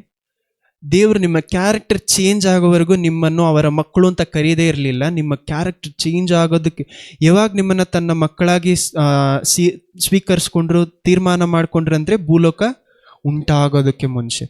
God shows you to be his son when, ಯಾವಾಗ ನಿಮ್ಮನ್ನು ಅವರ ದತ್ತು ಮಕ್ಕಳಾಗಿ ಅವರು ಅನುಸರಿಸ್ಕೊಂಡ್ರು, ಯಾರ ಮೂಲಕ, ಕ್ರಿಸ್ತ ಯೇಸುವಿನ ಮೂಲಕ ಭೂಲೋಕವನ್ನು ಸೃಷ್ಟಿ ಮಾಡೋದಕ್ಕೆ ಮೊದಲಾಗಿ. ಆಮೇನ್. ಇವಾಗವರೆಗೂ ಬರೀ 3 ದಿವಸಗಳು ಮಾಡಿದ್ದೀವಿ, ಇನ್ನೂ ಏನಿದೆ 4, 5, 6, 7. ನಮ್ಮ ಜೀವನದಲ್ಲಿ 4, 5, 6, 7 ಬರೋದಕ್ಕೆ ಮುಂಚೆ ನಮ್ಮ ಬೇಸ್, ನಮ್ಮ ದೇವರಲ್ಲಿ ಒಂದು ಫೌಂಡೇಶನ್ ಹೇಳ್ತೀರಾ, ಅಸ್ಥಿವಾರ ಯಾವಾಗ ಆಗ್ತಾ ಇದ್ದಾರೆ ದೇವರು, 3ನೇ ದಿವಸ. ಇಷ್ಟೋ ಜನರಿಗೆ ನಾವು ಯಾವ ದಿವಸದಲ್ಲಿ ಇದೀವಿ ಅಂತ ಅರ್ಥ ಆಗಲ್ಲ. 3ನೇ ದಿವಸದಲ್ಲೇ ದೇವರ ಆತ್ಮ ನಮ್ಮನ್ನು ತುಂಬಕ್ಕೆ ಪ್ರಾರಂಭಿಸ್ತಾರೆ. ದೇವರ ಅಭಿಷೇಕ ನಮ್ಮನ್ನು ಏನು ಮಾಡುತ್ತೆ, ತುಂಬಕ್ಕೆ ಪ್ರಾರಂಭಿಸುತ್ತೆ. ದೇವರ ಪವಿತ್ರಾತ್ಮರ ಫಲಗಳೇನಾಗತ್ತೆ, ನಮ್ಮಲ್ಲಿ ಹೆಚ್ಚಾಗಕ್ಕೆ ಪ್ರಾರಂಭಿಸುತ್ತೆ. ಎಷ್ಟೋ ಜನರಿಗೆ ಏನು ಅರ್ಥ ಆಗಲ್ಲ. ನಾವು ಇವಾಗಲೂ ಏನು ಮಾಡ್ತೀವಿ, 7ನೇ ದಿವಸದಲ್ಲಿ ಬರುವಂಥ ಆಶೀರ್ವಾದಗಳಿಗೆ ಆಸೆ ಪಡ್ತೀವಿ. 3ನೇ ದಿವಸದಲ್ಲಿ ದೇವರು ಅಸ್ಥಿಭಾರ ಹಾಕೋದನ್ನ ಏನು ಮಾಡಲ್ಲ, ಅರ್ಥ ಮಾಡ್ಕೊಳ್ಳಲ್ಲ. ನಮ್ಮಲ್ಲಿ ಏನು ಬರುತ್ತೆ, 2 ಮತ್ತು 3ನೇ ದಿವಸದಲ್ಲಿ ದೇವ್ರು ಏನು ಮಾಡ್ತಾ ಇದ್ದಾರೆ, ಪಾಪದ ಜ್ಞಾನ ಅರಿವು ನಮಗೆ ಕೊಡ್ತಾ ಇದ್ದಾರೆ. ಆ ಅರಿವು ಇರುವಾಗ ಏನಾಗುತ್ತೆ, ನಮಗೆ ಸ್ವಸ್ಥ ಬುದ್ಧಿಯೂ ಪ್ರೀತಿಯು ದೇವರ ಎಲ್ಲ ಗುಣಗಳು ಯಾವಾಗ ಬರುತ್ತೆ, 3ನೇ ದಿವಸದಲ್ಲೇ ಪ್ರಾರಂಭ ಆಗುತ್ತೆ. 7ನೇ ದಿವಸದಲ್ಲಿ ಬರುವಂಥ ಆಶೀರ್ವಾದಗಳಿಗಿಂತ 3ನೇ ದಿವಸದಲ್ಲಿ ಬರುವಂಥ ಫಲಗಳು ಅಷ್ಟು ಮುಖ್ಯ. ಆಮೇನ್. ಕೊನೆಯವರೆಗೂ ನಿಮ್ಮನ್ನು ಕಾಪಾಡಿಕೊಳ್ಳೋದೇನು, ಆ ಫಲಗಳು. ಪವಿತ್ರಾತ್ಮರು ನಮ್ಮಲ್ಲಿ ಇರೋದಕ್ಕೆ ಒಂದು ಸೈನ್ ಏನು, ಒಂದು ಗುರುತೇನು, ಆ ಫಲಗಳು. ನಮ್ಮನ್ನು ಯಾವುದೇ ವಿಷಯವನ್ನು ಪ್ರೀತಿಯಿಂದ ಮಾಡದೆ ಹೋದರೆ ಅದು ದೇವರಿಗೆ ಸರಿಯಾದ ವಿಷಯವಲ್ಲ. ಆಮೇನ್. ಇನ್ನೊಂದು ವಾಕ್ಯ ಏನಂದ್ರೆ, ಎಲ್ಲರೂ ಎದ್ದು ನಿಂತ್ಕೊಳ್ಳೋಣ, ಮುಗೀತು. ಇನ್ನು 4, 5, 6, 7 ಅಷ್ಟು ಚೆನ್ನಾಗಿರುವಂಥ ಏನು ಹೇಳೋದು, ಅಷ್ಟು 4 ದಿವಸಗಳಲ್ಲಿ ದೇವರು ಅಷ್ಟು ಅತಿಶಯ ಮಾಡ್ತಾರೆ. ಆದರೆ ನಮಗೇನು ಬೇಕಂದರೆ, ನನಗೂ ನಿಮಗೆ ಎಲ್ರಿಗೂ ಹೇಳುವಂಥ ಮಾತೇನೆಂದರೆ, ನಮಗೆ ದೇವರ ಜ್ಞಾನ ಸಿಗೋದಷ್ಟು ದೊಡ್ಡ ವಿಷಯ ಅಲ್ಲ. ದೇವರ ಜ್ಞಾನ ಎಲ್ಲ ಕಡೆ ಏನಾಗಿದೆ, ಯಾವಾಗ ನೋಡಿದ್ರೆ ಎಲ್ಲಿ ಬೇಕಾದರೂ ಸಿಗೋದು ದೇವರ ಜ್ಞಾನ. ಆದರೆ ಆ ದೇವರ ಜ್ಞಾನಕ್ಕೆ ದೇವರ ಗುಣಗಳನ್ನು ಆ್ಯಡ್ ಮಾಡ್ತೀವಿ, ಸೇರಿಸ್ಕೊಳ್ತೀವಲ್ಲ, ಅದು ಕಷ್ಟವಾದ ವಿಷಯ. ಯಾಕಂದರೆ ನಮ್ಮ ಮಾಂಸಕ್ಕೂ ಲೋಕಕ್ಕೂ ವಿರೋಧವಾಗಿ ತಳ್ಳುವಂಥ ವಿಷಯಗಳು ಯಾವುದು, ದೇವರ ಗುಣಗಳು. ದೇವರ ಗುಣ ನಮ್ಮನ್ನೇನು ಮಾಡುತ್ತೆ, ಲೋಕಕ್ಕೂ ಮಾಂಸಕ್ಕೂ ವಿರೋಧವಾಗಿ ತಳ್ಳುತ್ತೆ. ಎಷ್ಟೋ ಜನ ಏನು ಮಾಡ್ತೀವಿ ಅಂದರೆ, ನಾವು ಕ್ರಿಸ್ತ ಯೇಸುವಿನಲ್ಲಿ ಬಂದುಬಿಟ್ರೆ ಪಿಶಾಚಿ ನಮ್ಮನ್ನು ಏನು ಮಾಡೋಕ್ಕಾಗಲ್ಲ ಅಂತ ಅಂದ್ಕೊಳ್ತೀವಿ. ನಾವು ಪಿಶಾಚಿ ಕೈ ಕೆಳಗಡೆ ಬರೋದಕ್ಕಾಗಲ್ಲ, ಅವ್ನು ನಮಗೇನಾಗಿರಲ್ಲ, ತಲೆಯಾಗಿರಲ್ಲ. ಆದರೆ he can still control your actions. ನಿಮ್ಮ ಆ್ಯಕ್ಷನ್ಸ್ನ ಏನು ಮಾಡ್ಬೋದು ಅವನು, ಆ್ಯಕ್ಷನ್ಸ್ಗೆ ಏನು ಹೇಳ್ತಾರೆ, ನೀವೇನು ಮಾಡಿ ಕ್ರಿಯೆಗಳನ್ನು ಕಂಟ್ರೋಲ್ ಮಾಡ್ಬೋದು. ಇನ್ನು ನಾನು ಒಂದು ಸತಿ ರೀಸೆಂಟಾಗಿ ಸ್ವಲ್ಪ ದಿವಸಗಳ ಮುಂಚೆ ಪ್ರಾರ್ಥನೆ ಮುಗಿಸ್ಬಿಡ್ತೀನಿ ಹೇಳಿದ್ದು. ಪ್ರಾರ್ಥನೆ ಮಾಡ್ತಾ ಇದ್ರೆ ದೇವ್ರು ಇರೋದಕ್ಕೊಂದು ತಪ್ಪು ಮಾಡಿಬಿಟ್ಟೆ. ದೇವರೇ, ಈ ತಪ್ಪು ನಾನೇನು ಮಾಡಿದೆ, ಅವಾಗ ನಾನು ಏನಂದರೆ, ಫಸ್ಟ್ ಟೈಮ್ ಅಲ್ಲ, ಎಷ್ಟೋ ಸತಿ ದೇವ್ರು ಇರೋದಕ್ಕೆ ಒಂದು ತಪ್ಪು ಮಾಡಿದೆ. ಆದರೆ ದೇವ್ರ ಹತ್ರ ಪ್ರಾರ್ಥನೆ ಮಾಡ್ತೆ, ಪ್ರತಿಯೊಂದು ಸಾರಿ ಏನು ಮಾಡ್ತಿದ್ದೆ, ತಪ್ಪು ಮಾಡುವಾಗ ನಮಗೇನು ಬರುತ್ತೆ, ದುಃಖ ಬರುತ್ತೆ. ದೇವರೇ, ನಿಮಗೆ ಇರೋದಾಗ ಮಾಡಿಬಿಟ್ನಲ್ಲ. ಆದರೆ ಆ ದುಃಖ ಬಂದ ಮೇಲೆ ಕೆಲವು ದಿವಸಗಳಾದ್ಮೇಲೆ ಏನಾಗುತ್ತೆ, ಅದೇ ತಪ್ಪಿನಲ್ಲಿ ನಾವೇನು ಮಾಡ್ತೀವಿ, ಹೋಗಿ ಬಿದ್ದೋಗಿರ್ತೀವಿ. ದೇವ್ರ ಹತ್ರ ಪ್ರಾರ್ಥನೆ ಮಾಡ್ತಾ ಇದ್ದೆ, ದೇವರೇ ನನಗೆ ಯಾಕೆ ಇದರಿಂದ ಬಿಡುಗಡೆ ಸಿಗ್ತಾ ಇಲ್ಲ, ಯಾಕೆ ನನಗೆ ಈ ಗುಣ ನನ್ನನ್ನು ಬಿಟ್ಟು ಹೋಗ್ತಾ ಇಲ್ಲ ಅಂತ ಕೇಳ್ತಾ ಇರಬೇಕಾದ್ರೆ ದೇವರು ಕೊಟ್ಟಂಥ ಒಂದು ಉತ್ತರ ಆವಾಗಲೇ ನಿಮ್ಗೆ ಹೇಳಿರ್ತೀನಿ. ಆ ಉತ್ತರ ಏನಂದರೆ, ನಿನಗೆ ಅದನ್ನು ನೋಡಿ ಏನು ಬರ್ತಾ ಇಲ್ಲ, ಹಾಗೇ ಬರ್ತಾ ಇಲ್ಲ. ಅದನ್ನು ನೋಡಿ ಅಸಹ್ಯ ಅಂತ, ಹಂಗಂದ್ರೆ ನಿನ್ನಲ್ಲಿ ಆ ಜ್ಞಾನ ಸಂಪೂರ್ಣವಾಗೋವರೆಗೂ ದೇವರು ಏನು ಮಾಡಲ್ಲ, ಅವರ ಫಲಗಳನ್ನು ಹೆಚ್ಚು ಮಾಡಲ್ಲ. ಹುಲ್ಲುಗಳು ಬೆಳಿಬೋದು, ಆದರೆ ಫಲ, ಫುಲ್ ಟ್ರೀಸ್ ಯಾವಾಗ ಬೆಳೆಯುತ್ತೆ, ಸಮಯ ತಗೊಳುತ್ತೆ. ಆ ಜ್ಞಾನ ಹೆಚ್ಚಾಗ್ತಾ, ಯಾವಾಗ ನೀವು ನೀರು ಹಾಕ್ತಾ ಇರ್ತೀರೋ ಅವಾಗೆಲ್ಲ ಏನಾಗುತ್ತೆ, ಫಲ ದೊಡ್ಡದಾಗುತ್ತೆ. ಆತ್ಮದ ನೀರು ಅಂದರೆ ಪವಿತ್ರ ಆತ್ಮ ನಮ್ಮಲ್ಲಿ ಹೆಚ್ಚಾಗೋದಕ್ಕೆ. ಸೊ ಅದು ಯಾವಾಗ ನಿಜವಾಗ್ಲೂ ಅದಾದ್ಮೇಲೆ ಏನಂತ ಮಾಡೋದು ಅಂದರೆ, ದೇವ್ರ ಹತ್ರ ಎಷ್ಟೋ ಸತಿ ಅದೇನಾಯ್ತು ಅಂದರೆ, ಆ ಗುಣ ಹೋಗ್ಬೇಕು ಅಂದರೆ ಕೋಪದ ಪಿಶಾಚಿಗಳಿದೆ. ಎಷ್ಟೋ ಸತಿ ಕೋಪ ತರುವಂಥ ಪಿಶಾಚಿಗಳು, ಒಂದೊಂದು ಗುಣಕ್ಕೂ ಒಂದೊಂದು ಪಿಶಾಚಿ ಇದೆ. ಸೊ ಇದಕ್ಕೆ ಒಂದು ಸತಿ ಏನು ಮಾಡಿದೆ ಅಂದರೆ, ದ 2 ಟೈಪ್ಸ್ ಆಫ್ ಡೆಲಿವರೆನ್ಸ್ ಅಂದರೆ ಬಿಡುಗಡೆ. 2 ರೀತಿಯಾದ ಬಿಡುಗಡೆ ಇದೆ. ಒಂದು ರೀತಿಯಾದ ಬಿಡುಗಡೆ ಏನಂದರೆ, ನೀವೇ ಪ್ರಾರ್ಥನೆ ಮಾಡಿ ಬಿಡುಗಡೆ ಪಡ್ಕೊಳ್ಳೋದು. ಪಿಶಾಚನು ನಿಮ್ಮ ಹತ್ರ ಇರಲಿ ಅಥವಾ ನಿಮ್ಮ ಮೇಲೆ ಕೈ ಇಟ್ಟಿದ್ರೆ ಅದನ್ನೇನು ಮಾಡೋದು, ದೂರ. ಸೆಲ್ಫ್ ಡೆಲಿವರೆನ್ಸ್ ಇದೆ. ಇನ್ನೊಂದು ರೀತಿಯಾದ ಡೆಲಿವರೆನ್ಸ್ ಏನು, ಬೇರೆಯವ್ರು ನಮಗೋಸ್ಕರ ಪ್ರಾರ್ಥನೆ ಮಾಡೋದು. ಇದಕ್ಕೆ ಮುಂಚೆ ನನಗೋಸ್ಕರ ಆ ಗುಣ ನನ್ನನ್ನು ಬಿಟ್ಟು ಹೋಗ್ಲಿ ಅಂತ ನಮ್ಮ ತಾಯಿ ನನಗೋಸ್ಕರ ಪ್ರಾರ್ಥನೆ ಮಾಡಿರ್ತಾರೆ, ನಾನು ಪ್ರಾರ್ಥನೆ ಮಾಡ್ತೀನಿ. ಸೆಲ್ಫ್ ಡೆಲಿವರೆನ್ಸ್ 2-3 ಸತಿ ಆಗಿದೆ. 2-3 ಸತಿ ಏನಂತ, ಪಿಶಾಚ ಕೈ ಕೆಳಗಡೆಯಿಂದ ನನ್ನನ್ನು ಕಾಪಾಡಿದ್ದೇವ್ರಿ ಅಂತ. ಅದೊಂದು ಅವನ ಕೈ ಕೆಳಗಡೆ ಹೋಗೋದಕ್ಕೆ ಕಾರಣ ಯಾರು? ನಾನು. ಸೊ ಆ ಕೈ ಕೆಳಗಡೆ ಹೋಗಾಗಲ್ಲ, ಪ್ರಾರ್ಥನೆ ಮಾಡುವಾಗ ಏನಾಗತ್ತೆ ಅಂದರೆ, ಏನೋ ಒಂದು ಪಾಪ ಮಾಡುವಾಗಲ್ಲ, there will be some darkness around you. ಒಂಥರ ಏನಾಗುತ್ತೆ, ನಿಮ್ಮಲ್ಲಿ ಇದ್ದಂಥ ದೇವರ ಸಮಾಧಾನ ನಿಮ್ಮನ್ನು ಬಿಟ್ಟು ಹೋಗ್ಬಿಡುತ್ತೆ. ಇದನ್ನೇ ಸಾಮ್ಸ್ ಕೀರ್ತನೆಗಳ 51ರಲ್ಲಿ ದಾವೀದನು ಬರೀತಾರೆ, ನನ್ನ ಪಾಪಗಳು ಯಾವಾಗಲೂ ನನ್ನ ಕಣ್ಮುಂದೆ ಇದೆ ಅಂತ. ನನಗೇನಾಗಿದೆ, ನನ್ನನ್ನು ಓಡದಾಕಿದ, ಮೈ ಬೋನ್ಸ್ ಆರ್ ಬ್ರೋಕನ್ ಅಂತ ಹೇಳ್ತಾರೆ. ಸೊ ಇಂಥ ಮನುಷ್ಯನಿಗೆ ಏನಾಯ್ತಂದ್ರೆ, ಈ ಪಾಪ ಏನಾಗುತ್ತೆ, ಅದನ್ನ ಯಾವಾಗ ನಾವು ಎಕ್ಸ್ಪೀರಿಯನ್ಸ್ ಮಾಡ್ತೀವಿ, ತಿರುಗಿ ಬಿದ್ದು ಬರುವಾಗ ದೇವ್ರು ನಮ್ಗೇನು ಕಲಿಸ್ತಾರೆ, ಇಲ್ಲಿ ಏನಿದೆ ಜ್ಞಾನ ಕೊಡ್ತಾರೆ. ಇದು ಲೋಕ, ಇದು ಮಾಂಸ, ಇದು ಪಿಶಾಚಿ. ಲೋಕಕ್ಕೋ ಅಥವಾ ಮಾಂಸಕ್ಕೂ ಸ್ವಲ್ಪ ಜಾಗ ಕೊಟ್ಟರೆ ಏನಾಗುತ್ತೆ, ಪಿಶಾಚಿ ತಿರುಗಿ ಡಾರ್ಕ್ನೆಸ್ ಒಳಗಡೆ ತರಕ್ಕೆ ಪ್ರಾರಂಭಿಸ್ತಾನೆ. ಸೊ ಈ ಜ್ಞಾನ ಬಂದಮೇಲೆ ದೇವ್ರ ಹತ್ರ ಯಾವಾಗ ಇದು ನಿಜವಾಗ್ಲೂ ನನಗೆ ಬಿಡುಗಡೆ ನಿರಂತರವಾಯ್ತಂದ್ರೆ, ಯಾವಾಗ ನಾನು ಸೆಲ್ಫ್ ಪ್ರಿಕಾಷನ್ ತಗೊಂಡಾಗ. ಯಾವಾಗ ಎಷ್ಟೋ ಸತಿ ಪ್ರೀಚ್ ಮಾಡಿರ್ಬೋದು, ಲೋಕದಿಂದ ಓಡಬೇಕು, ಪಿಶಾಚಿಂದ ಓಡಬೇಕು, ಅಥವಾ ಪಿಶಾಚಿನ ಎದುರಿಸಿ ನಿಲ್ಲಬೇಕು, ಮಾಂಸದಲ್ಲಿ ಬೀಳ್ದಂತೆ ಪ್ರಾರ್ಥನೆ ಮಾಡ್ಬೋದು. ಇದು ಮೂರನ್ನು ಸೇರಿಸಿ ನೋಡುವವರೆಗೂ ನನಗೇನು ಸಿಕ್ಕಿಲ್ಲ, ಡೆಲಿವರೆನ್ಸ್ ಆಗಿಲ್ಲ. ಆದರೆ ಡೆಲಿವರೆನ್ಸ್ ನಿಜವಾಗ್ಲೂ ಯಾವಾಗ ಬಂತಂದರೆ, ಕರೆಕ್ಟಾಗಿ ದೇವ್ರ ಹತ್ರ ಪ್ರಾರ್ಥಿಸ್ತಾ ಇದೆ ಏನಂತ, ದೇವರೇ ಈ ಗುಣ ನಾನು ಬಿಟ್ಟು ಹೋಗ್ಬೇಕು. ನನಗೇನಾಯ್ತು ಅಂದರೆ, ತುಂಬ ಲೈಫಲ್ಲೇ ಫಸ್ಟ್ ಟೈಮ್ ಅಷ್ಟು ಓಡ್ದೋಗಿ ನಾನು ದೇವ್ರ ಹತ್ರ ಕೂತ್ಕೊಂಡೆ. ದೇವರೇ, ಇಷ್ಟೇ ಪ್ರಾರ್ಥನೆ ಮಾಡಿದ್ರು ನನಗೇನು ಸಿಗ್ತಾ ಇಲ್ಲ, ಬಿಡುಗಡೆ ಸಿಗ್ತಾ ಇಲ್ಲ. ಎಷ್ಟೇ ಮಾಡಿದ್ರು ನನಗೇನು ಅರ್ಥ ಆಗ್ತಾ, ನಿಮ್ಮ ಪ್ರೀತಿ ಅರ್ಥ ಆಗ್ತಾ ಇಲ್ಲ, ನಿಮ್ಮ ಕೃಪೆ ಅರ್ಥ ಆಗ್ತಾ ಇಲ್ಲ, ಕ್ಷಮಿಸ್ತೀರಾ ಅಂತ ಗೊತ್ತಾದರೆ ನಿಮ್ಮ ಪ್ರೀತಿ ಅರ್ಥ ಆಗಿಲ್ಲ. 2 ವೀಕ್ಸ್ ಮುಂಚೆ ನಿಮ್ಗೆ ದೇವ್ರ ಪ್ರೀತಿ ಬಗ್ಗೆ ಮಾತಾಡಿದ್ದೆ. ಆವಾಗ ನಾನು ದೇವ್ರ ಹತ್ರ ಅಳ್ತಾ ಇದ್ದೆ, ಅದಕ್ಕೊಂದು ವಾರಕ್ಕೆ ಮುಂಚೆ, ದೇವರೇ ನನಗೇನು ಮಾಡಬೇಕು, ನಿಮ್ಮ ಪ್ರೀತಿ ಅರ್ಥ ಆಗಬೇಕು ಅಂತ. ಆವಾಗ ದೇವ್ರು ಏನು ಮಾಡ್ತಾ ಇದ್ರೆ, ಅವರ ಪ್ರೀತಿಯನ್ನು ಮಾತ್ರ ಅರ್ಥ ಮಾಡಿಸಿಲ್ಲ, ಆ ಪಾಪದಿಂದ ಯಾವ ರೀತಿ ಅದನ್ನು ಹಗೆತಾರೆ. ದೇವರ ಪ್ರೀತಿ ಅರ್ಥ ಆಗುವವರೆಗೂ ನನಗೆ ಪಾಪದ ಮೇಲೆ ಏನಾಗಿಲ್ಲ, ಸರಿಯಾದ ಹಗೆ ಬಂದಿಲ್ಲ. ಅದನ್ನು ಕೊಂಡು ಸ್ವಲ್ಪ ಹಗೆ ಇದ್ರು, ಅದರಿಂದ ದೂರ ಬರೋದಕ್ಕೆ ನಮ್ಗೆ ಯಾವಾಗ ಅರ್ಥ ಆಗುತ್ತೆ, ಮೂರನ್ನು ಸೇರಿಸಿ ನೋಡುವಾಗ, ಪಿಶಾಚಿ, ಮಾಂಸ, ಲೋಕ, ಮೂರನ್ನು ಸೇರಿಸಿ ನೋಡೋವರೆಗೂ ಅದನ್ನು ಪ್ರಿಕಾಷನ್ ಏನು ಬೇಕು, ಮೊದಲು ಮಾಂಸದಲ್ಲಿ ಬೀಳದಂತೆ ಪ್ರಾರ್ಥಿಸ್ಬೇಕು, ಪಿಶಾಚ ನೋಡಿ ಎದುರಿಸಿ ನಿಲ್ಲಬೇಕು, ಲೋಕದಿಂದ ಏನು ಮಾಡಬೇಕು, ನಾವು ಓಡಬೇಕು. ಇದು ಮೂರನ್ನು ಸೇರಿಸಿ ನೋಡಿ ದೇವರ ಪ್ರೀತಿ ಅರ್ಥ ಆಗೋವರೆಗೂ ನಮ್ಗೇನು ಸಿಕ್ಕಿಲ್ಲ, ಡೆಲಿವರೆನ್ಸ್. ಕರೆಕ್ಟಾಗಿ ಆ ರೀತಿ ಅಳ್ತಾ ಇರಬೇಕಾದ್ರೆ ನಾನು ಇಮೇಲ್ ಚೆಕ್ ಮಾಡಲ್ಲ ಅಷ್ಟು ಈಸಿಯಾಗಿ. ಇಮೇಲಲ್ಲಿ ಏನು ಬಂತಂದರೆ, ಒಂದು ಪ್ರಾರ್ಥನೆ ಬಂತು, ಡೆಲಿವರೆನ್ಸ್ ಪ್ರೇಯರ್ ಥರ. ಪ್ರಾರ್ಥನೆ ಅಟೆಂಡ್ ಮಾಡಿಲ್ಲ, ಬರೀ ಒಂದು ಪ್ರೇಯರ್ ಕಳಿಸೋದು. ಆ ಪ್ರೇಯರಲ್ಲಿ ಏನಿತ್ತು ಅಂದರೆ, ಡೆಲಿವರೆನ್ಸ್ ಪ್ರೇಯರ್ ಏನು ಮಾಡ್ತಾರೆ ಅಂದರೆ, ಪಿಶಾಚನ ಓಡಿಸೋದಕ್ಕೆ ಒಂದು ಪ್ರೇಯರ್ ಥರ ಅದು. ಆ ಪ್ರಾರ್ಥನೆ ಮಾಡಿದ ತಕ್ಷಣ ಒಂದು ವಿಷಯ ಏನಾಯ್ತು ಅಂದರೆ, something vent outside of me ಅಂದರೆ, ಪಿಶಾಚ್ ಇದ್ದು ಅಂತ ಹೇಳ್ತಾ ಇಲ್ಲ, ಪಿಶಾಚ ಕೈಯಲ್ಲಿ ನಾವೇನು ಮಾಡಿರ್ತೀವಿ, ಡೋರ್ ಓಪನ್ ಮಾಡಿರ್ತೀವಿ, ಅದರಿಂದ ಏನಾಗುತ್ತೆ, ಆ ಡಾರ್ಕ್ನೆಸ್ ನಮ್ಮ ಸುತ್ತಲೂ ಇರುತ್ತೆ. ದೇವರ ಪ್ರೀತಿಯನ್ನು, ದೇವರ ಬೆಳಕನ್ನು ನೋಡಿದ ಮೇಲೆ ನಮ್ಗೇನು ಅರ್ಥ ಆಗುತ್ತೆ, ದೇವರ ಸಮಾಧಾನ ಅರ್ಥ ಆಗುತ್ತೆ, ದೇವರನ್ನ ಬಿಟ್ಟು ದೂರ ಬಂದರೆ ಏನಾಗುತ್ತೆ ಅಂತ ಅರ್ಥ ಆಗುತ್ತೆ. ಸೊ ಆ ಒಂದು ಪ್ರಾರ್ಥನೆ ಮಾಡೋ ಆ ಪ್ರಾರ್ಥನೆ ಆ ಸರಿಯಾದ ಟೈಮಲ್ಲಿ ಬಂದಿದ್ದ ತಕ್ಷಣ ಏನಾಯಿತು, ಪಿಶಾಚಿ ಕೈಗಳಿಂದ ಬಿಡುಗಡೆ ಸಿಕ್ತು. ಆದರೆ ಪಿಶಾಚಿಯನ್ನು ಎದುರಿಸಿ ನಿಲ್ಲೋದು ಮಾತ್ರ ಮುಖ್ಯ ಅಲ್ಲ, ನಮ್ಗಿನ್ನೂ 2 ವಿಷಯ ಏನು ಮುಖ್ಯ, ಲೋಕವನ್ನು ಕಂಡು ಓಡಬೇಕು. ಲೋಕವನ್ನು ಕಂಡು ಓಡದೇ ಇದ್ರೆ ಏನಾಗುತ್ತೆ, ಪಿಶಾಚಿಗೆ ನಾವೇ ಬಾಗಿಲು ಓಪನ್ ಮಾಡಿರ್ತಾರೆ. ಅದಾದ ಮೇಲೇ ದೇವ್ರು ಇನ್ನೊಂದು ಏನು ವಿಷಯ ಕಳಿಸಿದೆ ಅಂದರೆ, ಚಿಕ್ಕ ಚಿಕ್ಕ ವಿಷಯಗಳನ್ನು ರಿಪೆಂಟ್ ಮಾಡದೇ ಹೋದರೆ ದೇವ್ರನ್ನ ಬಿಟ್ಟು ದೂರ ಹೋಗ್ತೀವಿ. ದೇವ್ರನ್ನ ಬಿಟ್ಟು ದೂರ ಹೋದರೆ ಮಾಂಸಕ್ಕೂ ಲೋಕಕ್ಕೂ ಜಾಗ ಕೊಡ್ತೀವಿ. ಸೊ ನೀವು ಯಾವ ದಿವಸದಲ್ಲಿ ಇದ್ದೀರಾ ನನಗೆ ಗೊತ್ತಿಲ್ಲ, ಮೇ ಬಿ ಯು ಆರ್ 4, 5, 6, 7ನೇ ದಿವಸದಲ್ಲಿ ಇರ್ಬೋದು, ನನಗೆ ಗೊತ್ತಿಲ್ಲ. ಆದರೆ ನನ್ನ ಜೀವಿತದಲ್ಲಿ ನಾನು ಏನು ಮಾಡ್ಬೋದು, I can stand testimony that god is doing 2nd and 3rd day in my life ಅಂತ. ಐ ಮೀನ್ 3ನೇ ದಿವಸ ನನ್ನ ಜೀವಿತದಲ್ಲಿ ಮಾಡ್ತಾ ಇದ್ದಾರೆ, ನಾನೇನು ಹೇಳ್ಬೋದು, ಸಾಕ್ಷಿ ಹೇಳ್ಬೋದು. ದಟ್ ದೇವರ ಫಲಗಳು ನಮ್ಮಲ್ಲಿ ಏನಾಗುತ್ತೆ, we can see it is increasing in our life. ದೇವರ ಮೇಲೆ ಇರುವಂಥ ಪ್ರೀತಿ ಏನಾಗುತ್ತೆ, ಹೆಚ್ಚಾಗ್ತಾ ಹೋಗುತ್ತೆ. ಹೆಚ್ಚಾಗೋದಕ್ಕೆ ಕಾರಣ ಏನು, ದೇವರು ನಮ್ಮನ್ನು ಬೇರ್ಪಡಿಸಿದ ಕಾರಣ.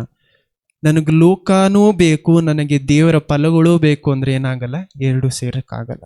ಒಂದು ಪವಿತ್ರಾತ್ಮರ ಫಲಗಳು ಬರುತ್ತೆ, ಅಥವಾ ಲೋಕದಲ್ಲಿ ಮಾಂಸವು ಸೇರಿಸ. ಪ್ರಾರ್ಥಿಸೋಣ. ದೇವರೇ, ನಿಮಗೆ ಸ್ತೋತ್ರ ಸ್ತೋತ್ರ ಸ್ತೋತ್ರ. ನಮ್ಮ ಮನಸ್ಸಿನಲ್ಲಿ ಮಾತನಾಡುವಂಥ ದೇವರು, ನಮ್ಮ ಜೊತೆ ಇರುವಂಥ ದೇವರು, ನೀವು ಅದಕ್ಕಾಗಿ ಸ್ತೋತ್ರ.